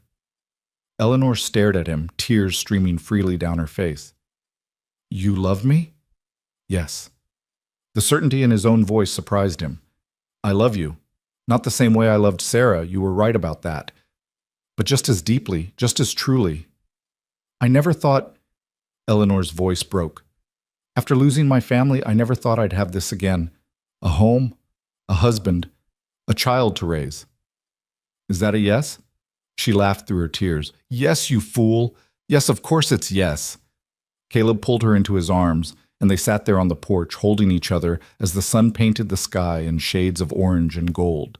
Inside, Hope made a small sound in her sleep, and they both smiled. We should tell her first, Eleanor said.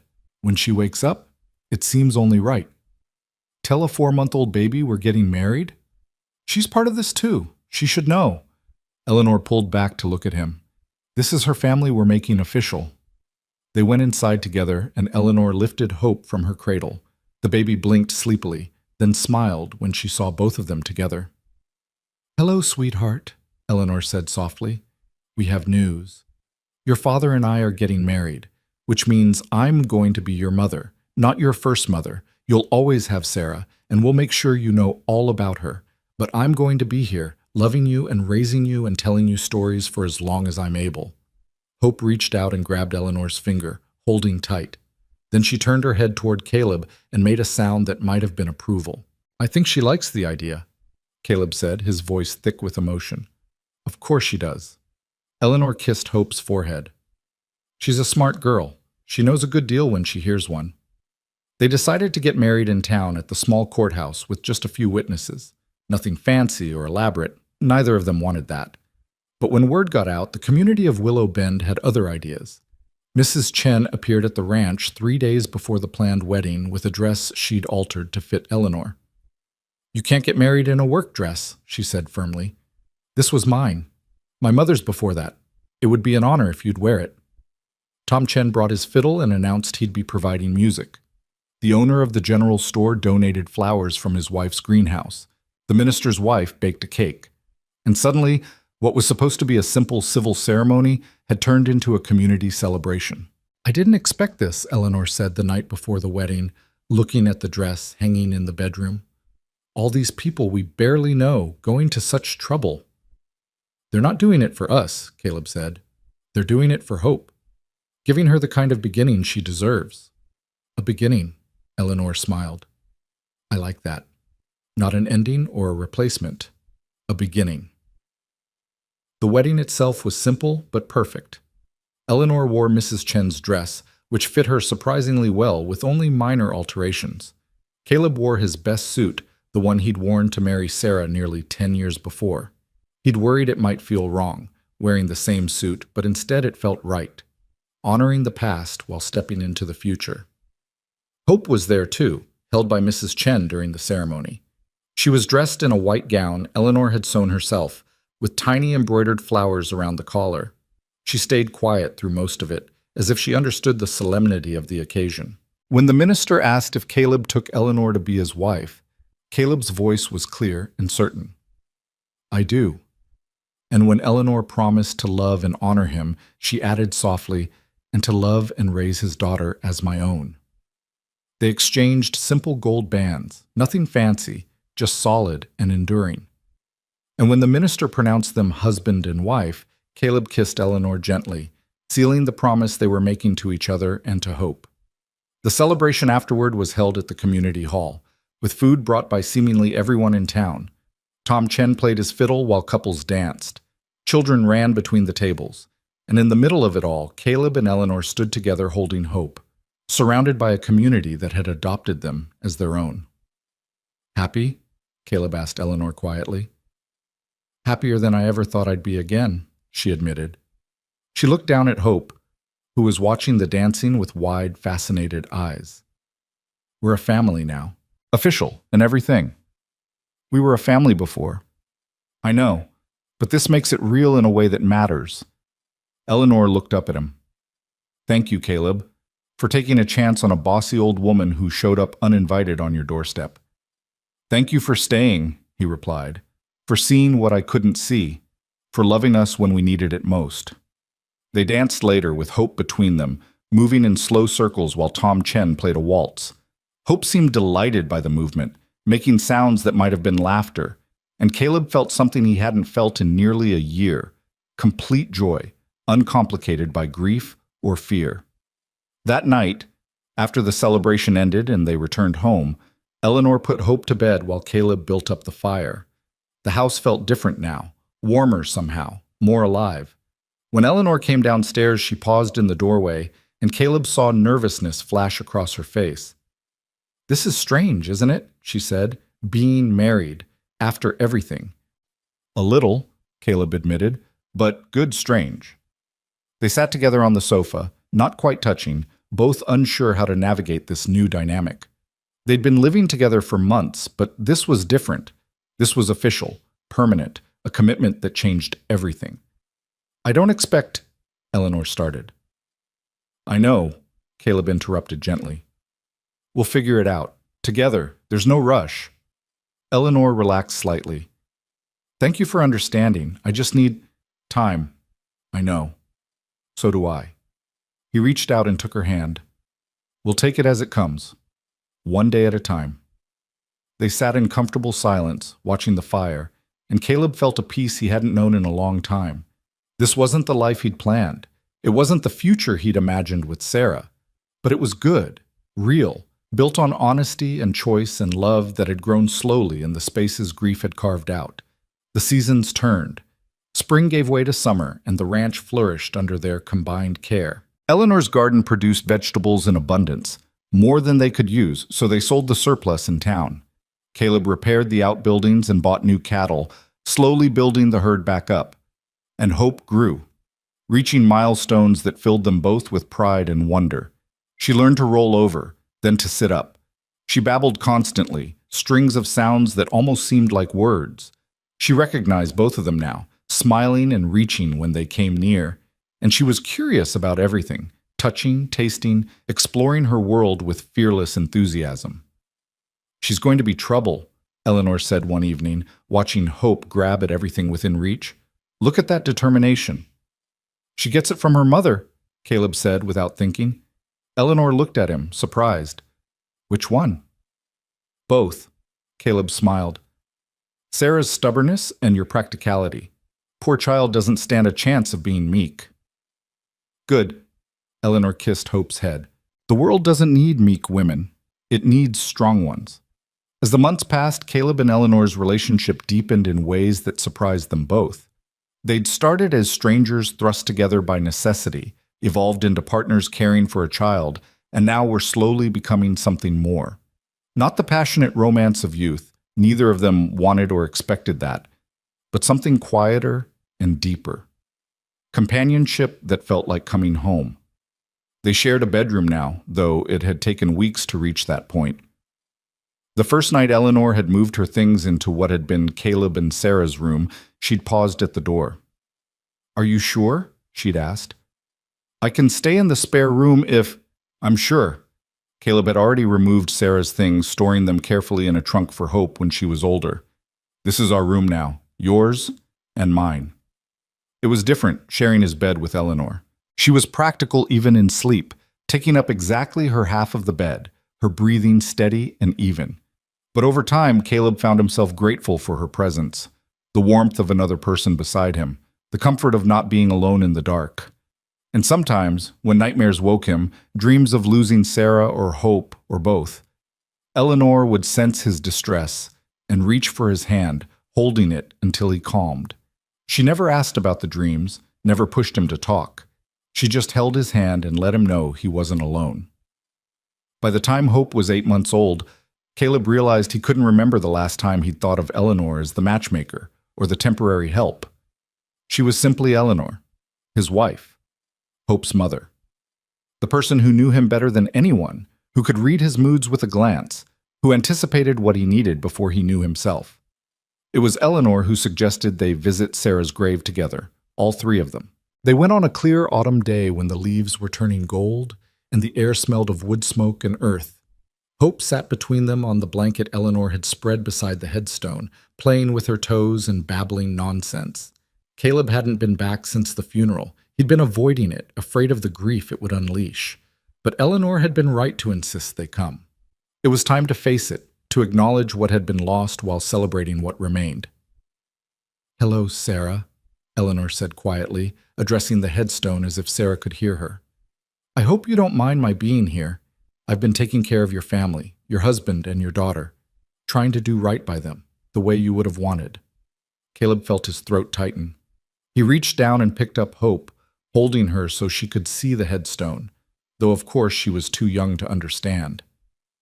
"This is your mother," he told Hope softly. "Your first mother, Sarah. She loved you before you were even born. She wanted you so badly, and she would have been so proud of who you're becoming." Hope grabbed at his face, her tiny fingers exploring his beard. She made a sound that was almost a word, and Caleb felt tears slip down his cheeks. "I'm sorry I couldn't save you," he said to Sarah. "I'm sorry you don't get to see her grow up. She has your eyes, you know, and I think she's going to have your laugh, that surprised, delighted sound you used to make." He paused. "I miss you. I'll always miss you. But Sarah, I'm not alone anymore.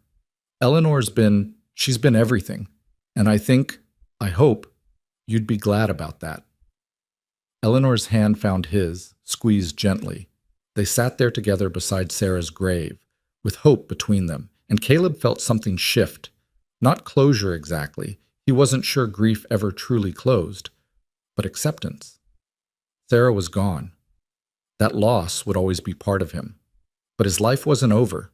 He had hope. He had Eleanor. He had a future worth building. As they prepared to leave, Caleb noticed Eleanor had placed a small bouquet of flowers on the grave, wildflowers from the ranch, the kind Sarah had loved. "Thank you," he said quietly. "She deserves to be remembered," Eleanor replied. "By all of us." Winter came again, and this time Caleb faced it with confidence rather than dread. The ranch was ready, supplies stocked, animals sheltered, the house winterized. When the first snow fell, he and Eleanor sat together by the fire, while Hope played on a blanket at their feet, and Caleb marveled at how different this winter was from the last. A year ago, he'd been drowning, broken by grief, overwhelmed by responsibility, certain he was going to fail at everything. Now he was married to a woman he loved, raising a daughter who was thriving, managing a ranch that was prospering. It felt impossible that so much could have changed in such a short time. "What are you thinking about?" Eleanor asked, noticing his expression. "About how lost I was a year ago. About how you saved us." "We saved each other," Eleanor corrected. She reached over and took his hand. I was just as lost as you were, Caleb, just better at hiding it. Coming here, being needed, having a purpose again, it saved me too. Hope made an emphatic sound, as if disagreeing with the whole conversation. She'd pulled herself up on the edge of the sofa and was standing there shakily, proud of her accomplishment. Look at her, Eleanor said, delighted. She's going to be walking soon. And then running, and then we'll never keep up with her. Caleb scooped Hope up, making her squeal with laughter. You're going to be trouble, aren't you? Hope grabbed his nose and babbled something that sounded remarkably like agreement. That evening, after Hope was asleep and they were preparing for bed, Eleanor paused in front of the mirror. Do you ever regret it? She asked quietly. Marrying me instead of someone younger? Someone who could give you more children?